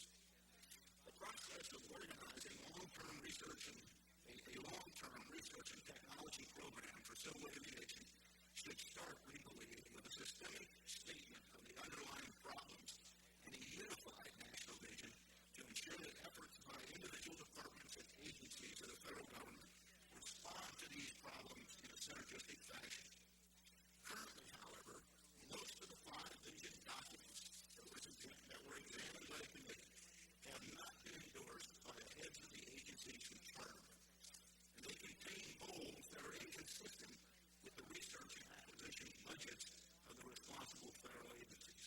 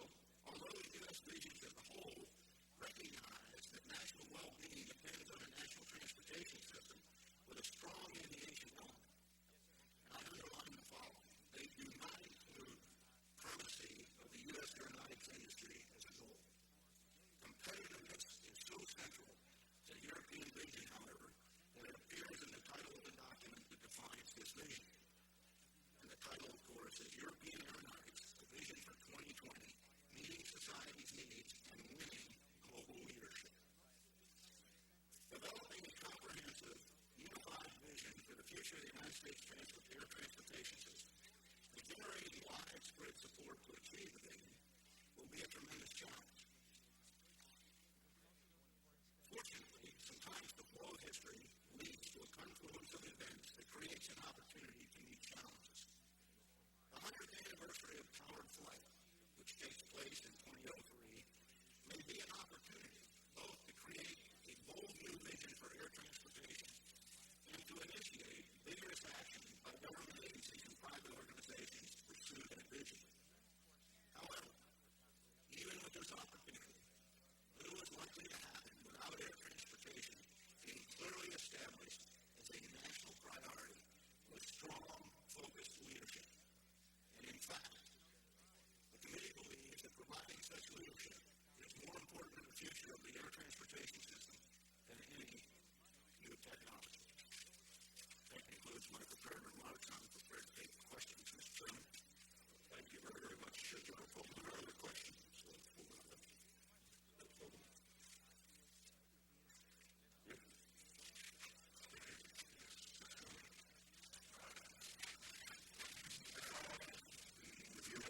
That which has made America great over the past decades and last 2.5 centuries, that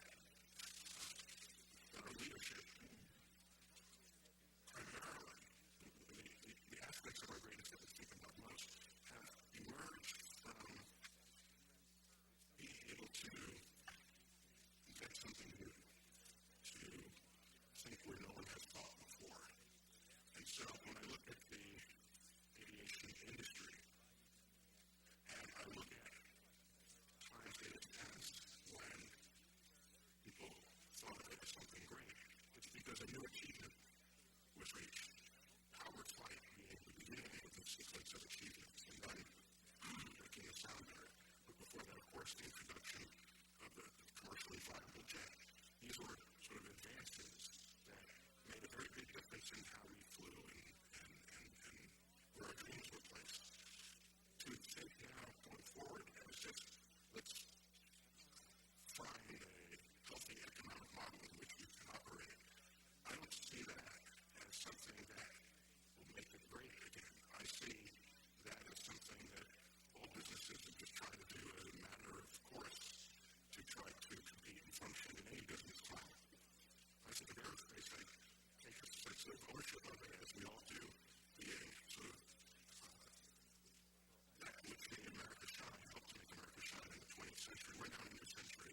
It's an occasion to create new direction, as you definitely noted, to reflect on the 100th anniversary of power flight. I just want to ask, do you think it's possible to reclaim this greatness if all we're going to do is sort of make a more efficient travel model for the airline industry? Or do you believe that we need something truly fundamentally different and new that we can then once again say, this is made in America, that will make us great again? Well, I think, I believe, Dr. Tyson, that there's a combination of things that need to happen here.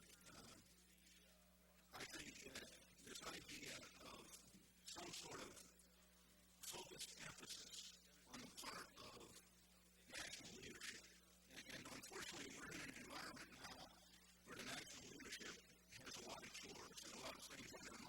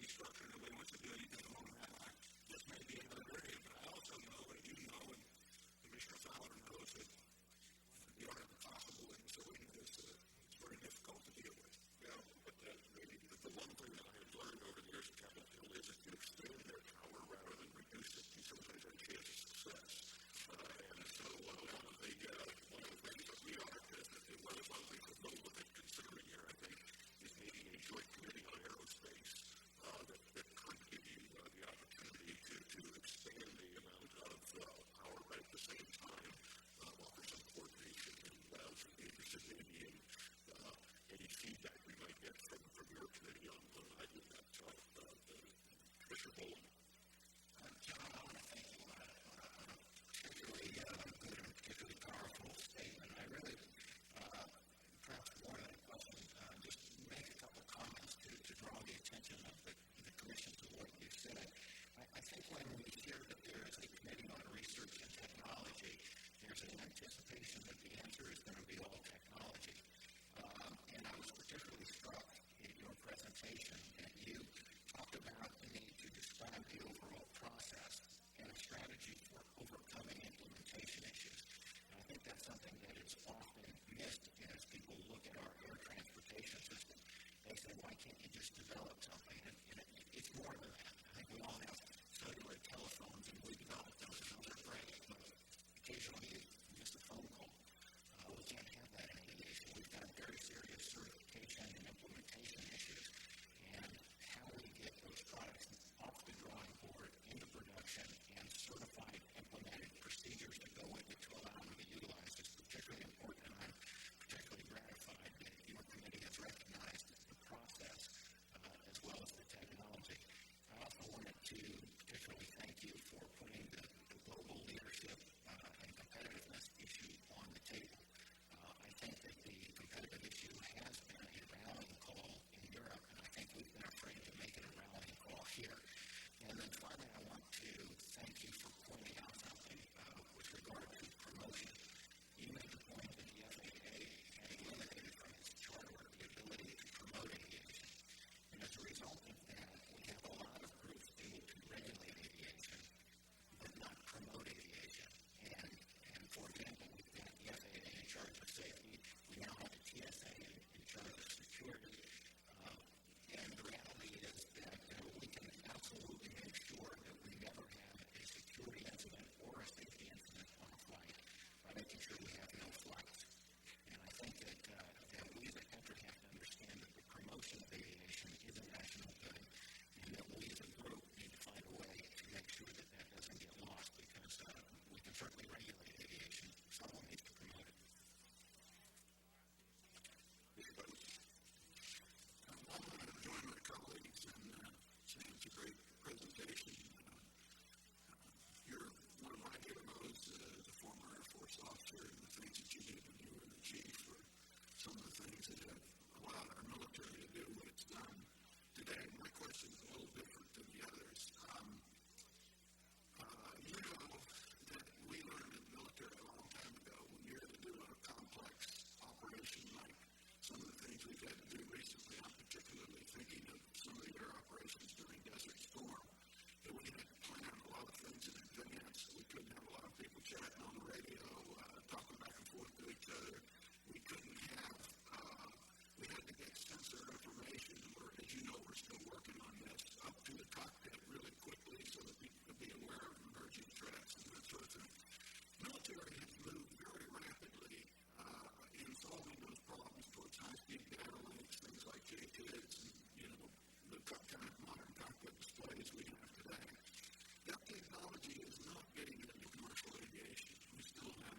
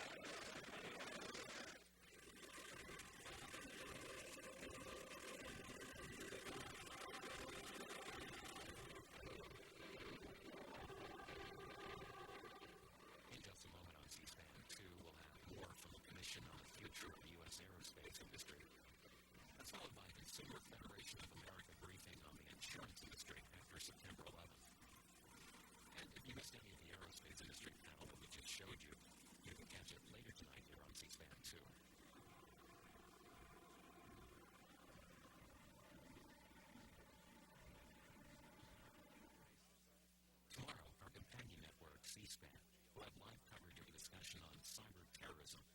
The participants will look at results from a computer war game called Digital Pearl Harbor. The U.S. Naval War College and Gartner Incorporated ran the war game and explored the possibility of terrorist cyber attacks on the U.S. economy and the national security infrastructure. Our coverage begins at about 10:45 a.m. Eastern.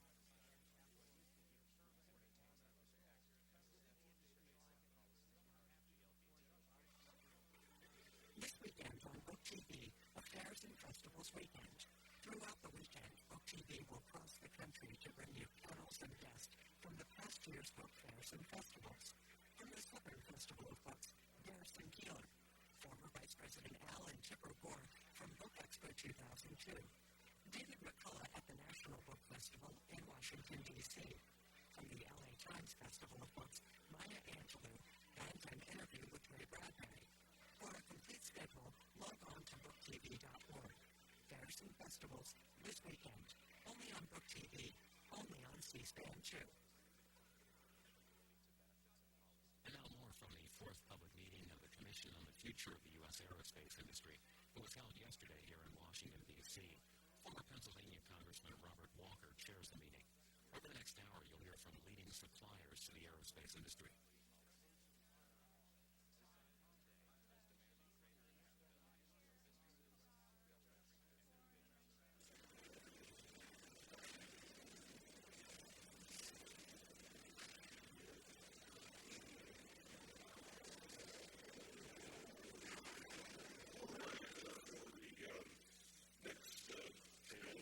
We are delighted to have with us a group of individuals from the supplier community for the aerospace industry. And I'm going to turn first to Commissioner Douglas. I have on my schedule here an overview. Did you want to talk a little bit here at the outset, and then before we introduce the panel, we want to go directly to the table? Just a couple of opening comments, Mr. Chairman. Today, we're seeing an enormous amount of change in our industry and in the composition of the industry. Not only is our aerospace industry becoming a global industry, but the relationships between the larger companies that assemble and generally market the end products of the aerospace industry and those companies that produce many of the subsystems and parts and so on of the industry, and then often provide the spare parts after the product is marketed, is changing. And one of the things that concerns me as a commissioner is that as we think of the future, as we think of some of the kinds of problems that we've heard this morning from our airlines, we consider the changing role of technology. We need to be mindful of the impact of all of these forces on those small and medium-sized companies all over the United States that are the supplier base for the industry. I don't want to steal anybody's thunder this morning. I just want to welcome you all here. I know you've put a lot of effort into it. Ms. Northrop, for example, followed me, I think, one day later on the red eye, so you probably did just gotten back. We were out on the West Coast with suppliers out on the West Coast this previous week, talking about the impact of 911, the impacts that the panel this morning on the airliners were all talking about. So with that introduction, sir, I think it's better for us just to go on in and hear what they have to say and give the other commissioners the opportunity to ask some questions. Thank you very much. We will begin the panel then with Ms. Judy Northrop, who is Vice President of the Quad Aircraft Industry Facility. Welcome. Thank you very much for coming. Thank you.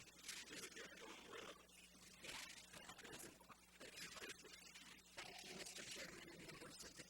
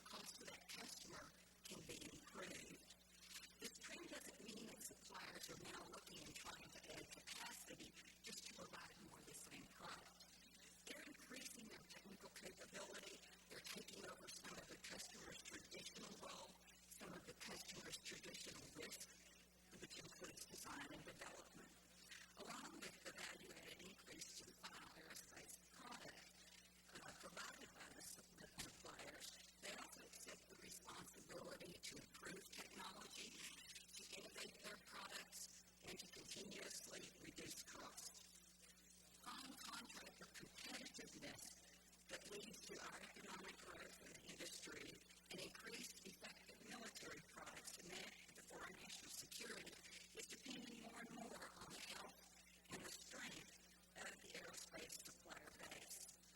With this evolving importance, suppliers then need a stronger voice with the government and customers and must be involved in future policy development and the shaping of the aerospace industry. AIA is providing that avenue to suppliers and to fulfill this responsibility. Today we're coming to the Commission because we've been watching your proceedings since November of 2001 as you study the future of the aerospace industry, and it's particularly related to the U.S. national security and assessing the importance of the future and the dominance of the aerospace industry economically.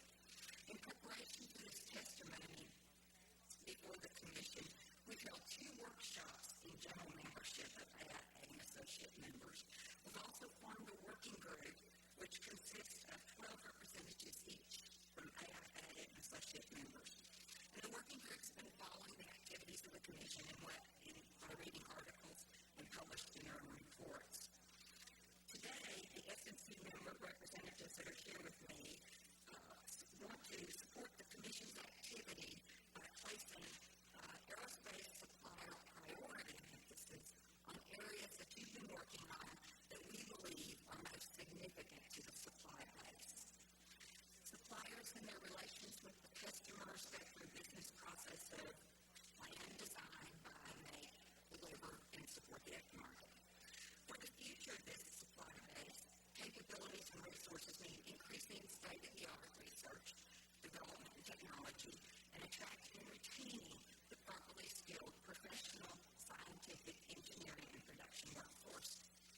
Although the absolute numbers of employees by supplier are dwarfed in comparison to the primes, the total workforce needed in the supplier base is significant. This issue is discussed in the Commission's second interim report on budget trends and R&D tax credits, and the Commission's third report in developing and maintaining a 21st century workforce. There is a link between R&D funding and the skilled workforce that can be advanced by an enabler that would bring focus and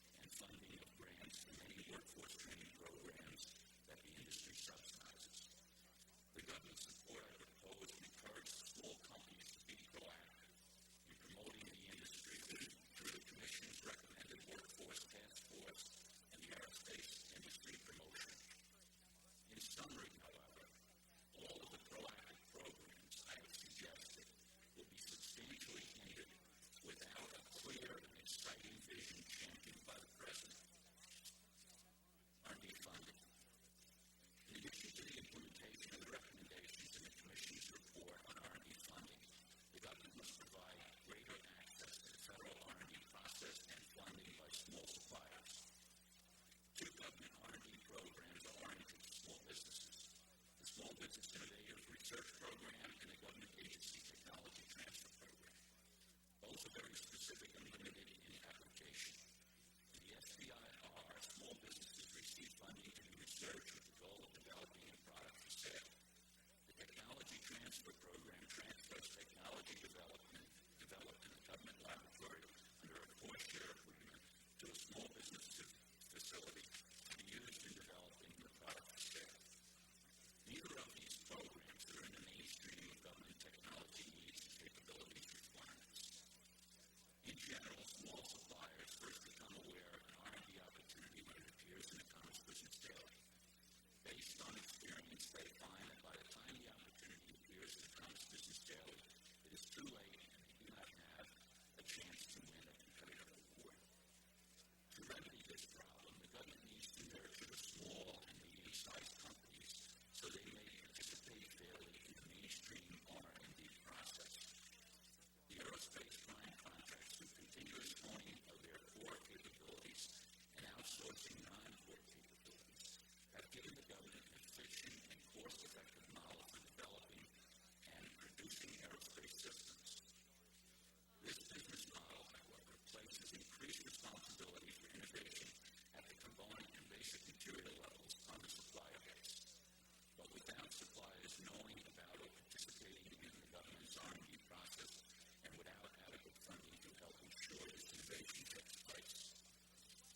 The government needs to also substantially increase contact with suppliers during the technology needs, requirements, gathering phase of the R&D programs. We recommend that the government establish supplier-based liaison representatives who are responsible for obtaining input from suppliers on technology needs, requirements, and planning, and for communicating with suppliers to assist them in the understanding of the process for obtaining R&D contracts. In conclusion, the issues covered by myself and by my colleagues, Joe Murphy and Peter Italiata, address the tactical mission of the Commission. The Supply Chain Management Chair, Judy Northrop, has addressed the strategic mission. We feel strongly that without adequately defining the United States' future aerospace vision, you may win some battles but lose the war. Thank you again for the opportunity to share ideas with you.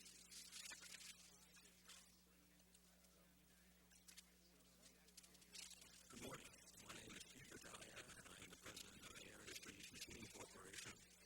We are a certified small disadvantaged business in Bayshore, New York, and we manufacture structural and mechanical machine parts and sub-assemblies for many of the domestic prime aircraft manufacturers. We employ 125 people and gross approximately $22 million in sales annually. I'd like to thank the Commission and the AIA for the opportunity to represent the Supplier Management Council regarding the topic of the export control licensing process. This is an issue that is usually associated with large prime contract organizations, but in fact it's very important to small businesses as we are desperately in the need of moving into the global marketplace.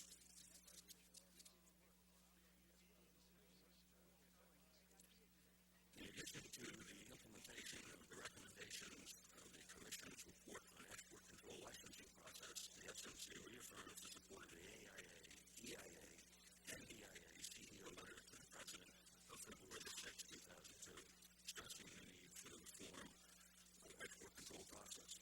However, the lower-tier suppliers have unique issues of selling their products in the global marketplace. In many instances, as with the prime contractors, these same restrictive systems preclude us from selling products globally due to national security considerations when these very same products that we sell are available within the global marketplace.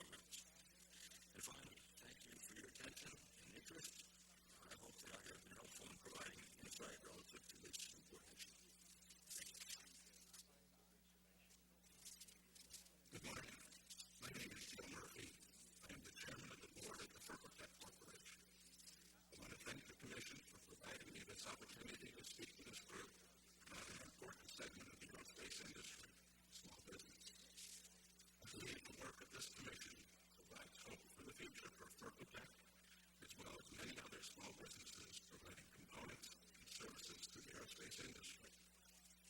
As an SMT member, I wish to convey to the Commission that SMT members fully support the recommendations of Interim Report Number 3, directed at DoD program and budget stability. Small aerospace suppliers are focused on supporting this country's mission of achieving world peace or the terrorism. An integral piece of this mission is that small aerospace suppliers play a role as the development and sustainment of the world's safest air transportation system. This morning I will share with you thoughts on the financial risk faced by small business suppliers in the aerospace industry as it exists today.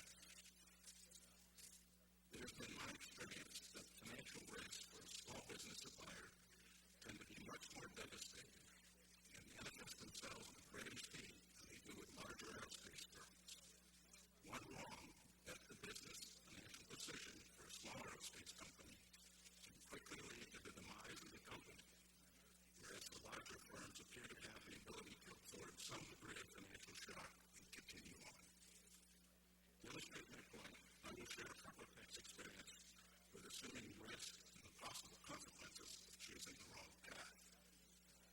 Propotec is a small aerospace supplier whose headquarters are located in Franklin, Ohio. Franklin is just south of Dayton, Ohio.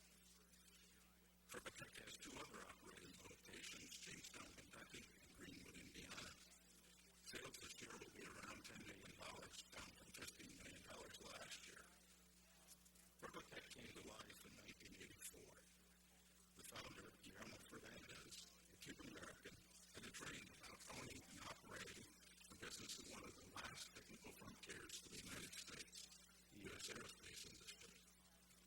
Over the past 18 years, Mr. Fernandez, along with his daughter and son, have grown the business from an idea on a piece of paper to a multi-million-dollar business. Considering that the supply base to the jet engine industry is relatively small, Mr. Fernandez's achievement is significant. The company manufactures jet engine tubes and brackets. Current employment is 81 people. Propotec's customers include the largest jet engine manufacturers in the world, GE, Pratt & Whitney, and Rolls-Royce. Along the way, Mr. Fernandez had to take a number of financial risks, including at times using personal assets as loan collateral to obtain operating funds. His bets were winners more times than not. Mr. Fernandez understood that one wrong step would more than likely mean the demise of his company. Swallowing real hard sometimes, Mr. Fernandez kept an eye on the target and made the hard decisions to accept the financial risk because he believed greater rewards would follow. The most recent example of taking a bet-the-business risk is related to the after effects of 9/11. In March, Propotec's largest customer made a dramatic downward adjustment of 50% in open orders. Propotec management had to react swiftly to keep the business viable. Quickly reducing the workforce for the third time since 9/11 and holding expenditures to an absolute minimum still left the company cash short. In May, cash generated by prior sales did not cover the payroll for the month. Propotec's CFO began the quest to borrow a loan to keep the business going. The CFO was successful. The management team knew further cash shortfalls in the next 6 months would probably strain the business to the point of failure. Further, management knew this was necessary in order to have any chance of keeping the business viable. Till the industry downturn in the late 90s and now aggravated by the impact of 9/11, Propotec was positioned to grow. The drop-off in order volume caused by the industry cutbacks has forced Propotec to severely reduce its growth plans. This is not a phenomenon unique to Propotec.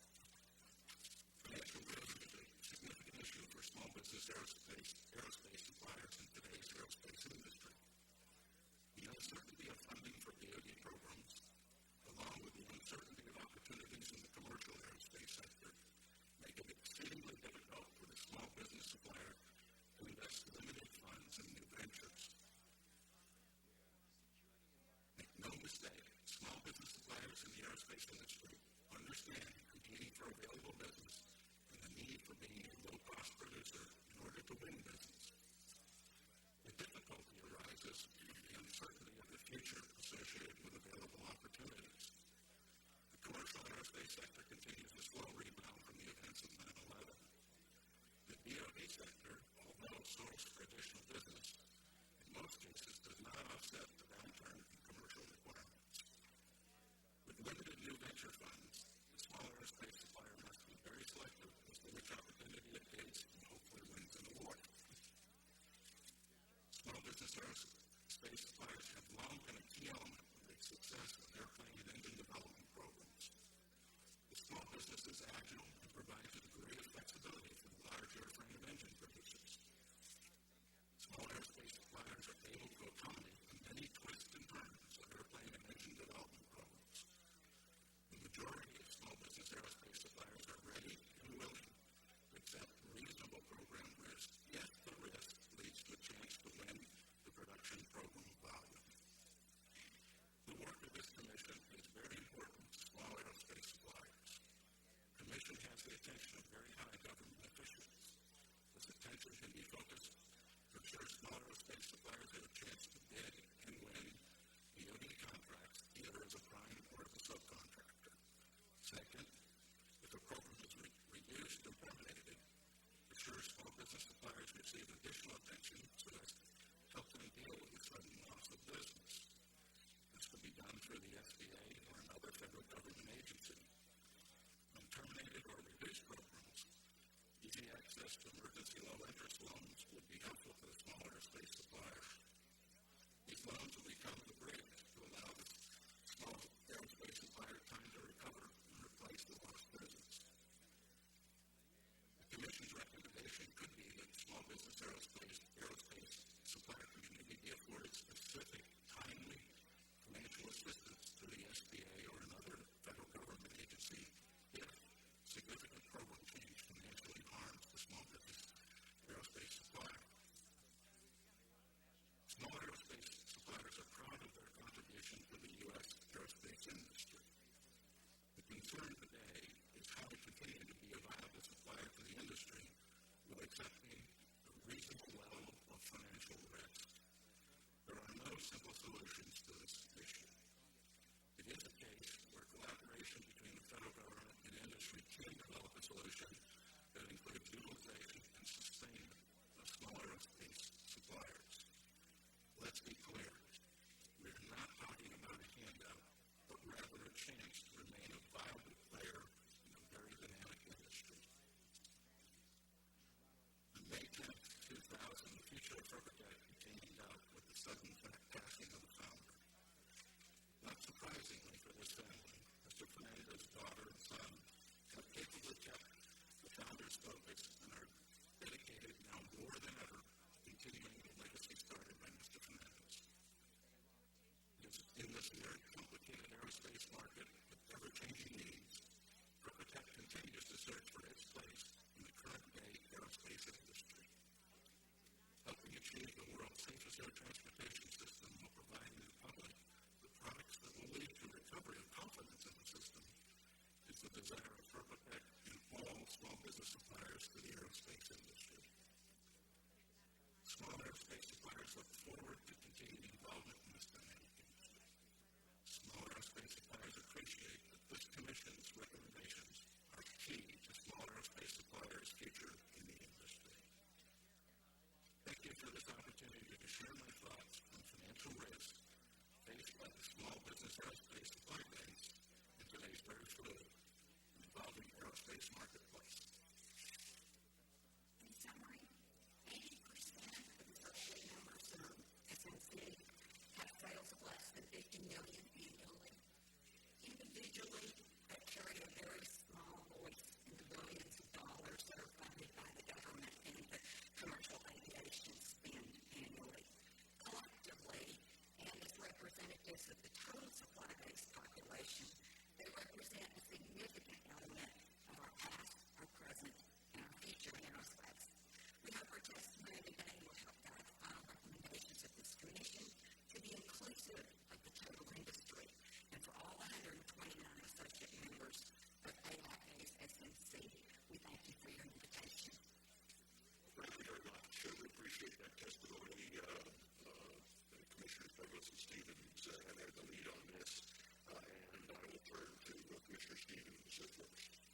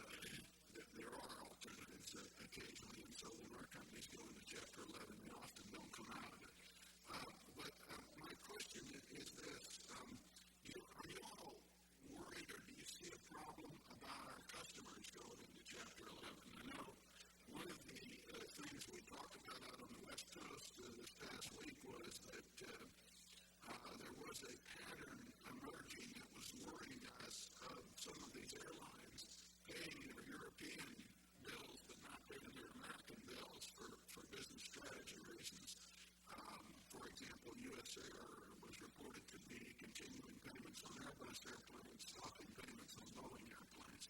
This would be extremely of concern, from the top on down. But I'm wondering, are you all concerned about that? Do you sell to the airlines, and if they go into Chapter 11 and begin to stop payment on your supplies, is this going to be a problem? It doesn't sell directly to the airlines, but where it does roll downhill is where the airlines put pressure on, in our case, the engine makers. The engine makers, because 65-70% of the cost of the product comes from the outside world, they need it in terms of the supply base for contributing to help keeping going forward.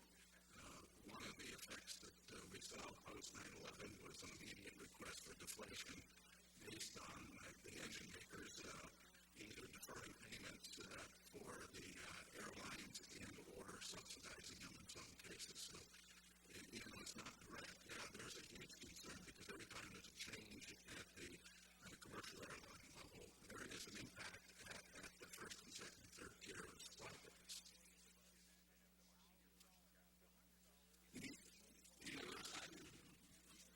I would encourage those remarks. Obviously, we're concerned about the flow-down effect to the supply base, but just on the flip side of the coin, one of the major lessons learned from 9/11, from our company's perspective, is that we were headed too heavily into the commercial part of the marketplace. So there needs to be some sort of responsibility on their supply base to diversify their own position within the aerospace market, because there are some other healthy market segments that our core competencies are applicable to. And we kind of did it on a more proactive basis by looking at, there's a danger there, but we need to react very quickly and put into place some new business development activities in other market segments within the aerospace business. Let's shift gears real quick. In your area, you talked about export licensing. I don't know what the parts were that you were talking about in your testimony necessarily, but one of the issues that the people really at the highest levels of our government have told us they intend to solve, but haven't been very successful in solving, is the culling of things off of the munitions list that really are readily available on the worldwide market. And we know that one of the structural problems is that if you read the munitions list, it talks about commercial things that have been modified for military use, or it talks about all of these bits and pieces of airplanes which are really sort of dual use. You might use them in a military airplane or a commercial airplane, but because somebody puts them in a military airplane somewhere, they get stuck on the munitions list. So would it be your judgment if they could get those bits and pieces which are readily available on the market off the list, that would solve a lot of the problems that you're talking about? Absolutely, and it goes all the way up the list of things like components, hydraulics, and some other mechanical things. And down the list are things like basic structure. Just coordinate from a blueprint. There is no secret to what this part does in there. It's just a beam. It's that beam, it is a beam. It doesn't need an export license. There is no technology being transferred in a sense.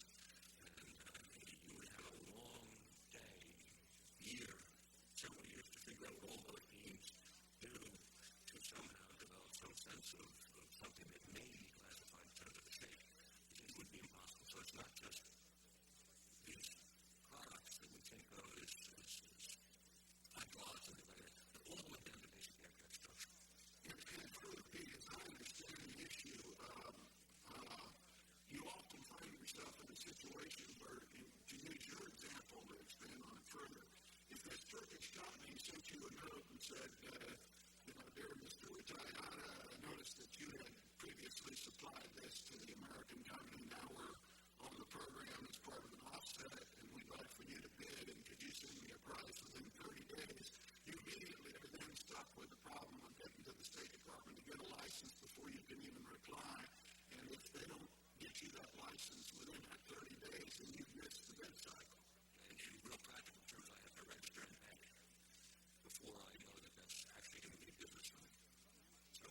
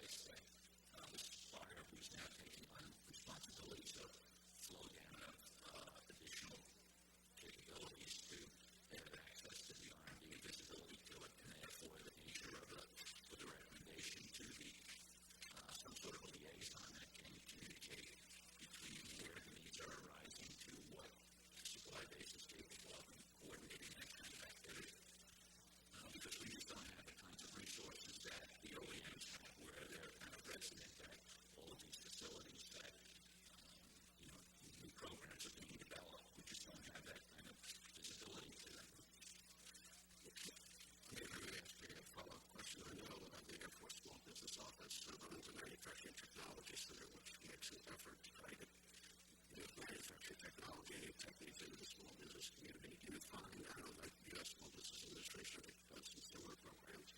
Are those effective? Do you actually see any help from those kinds of programs? Our company is not personally involved, or I've not been personally involved in.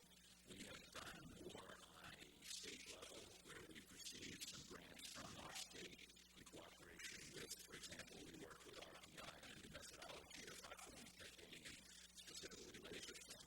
But those funds were obtained from New York State research organization necessarily. But we have not had, my company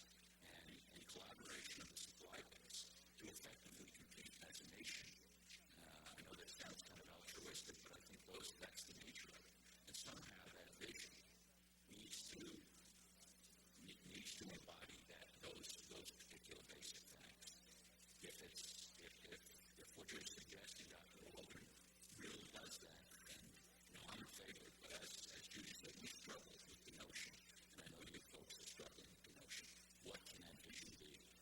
But just one last comment, I think General Fogelman was absolutely right on the money in terms of we're in concert with this notion that not only does that vision need to be kind of exciting, but it needs the leadership that he's president to champion from my perspective. We deal with growing equality in many aspects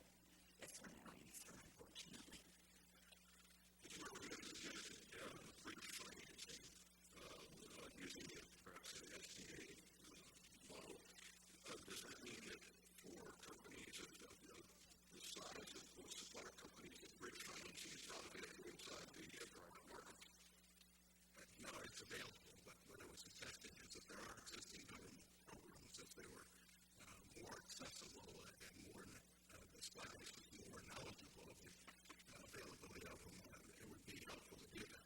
In TurboTax's case, it's all commercial monies that are used to run the business.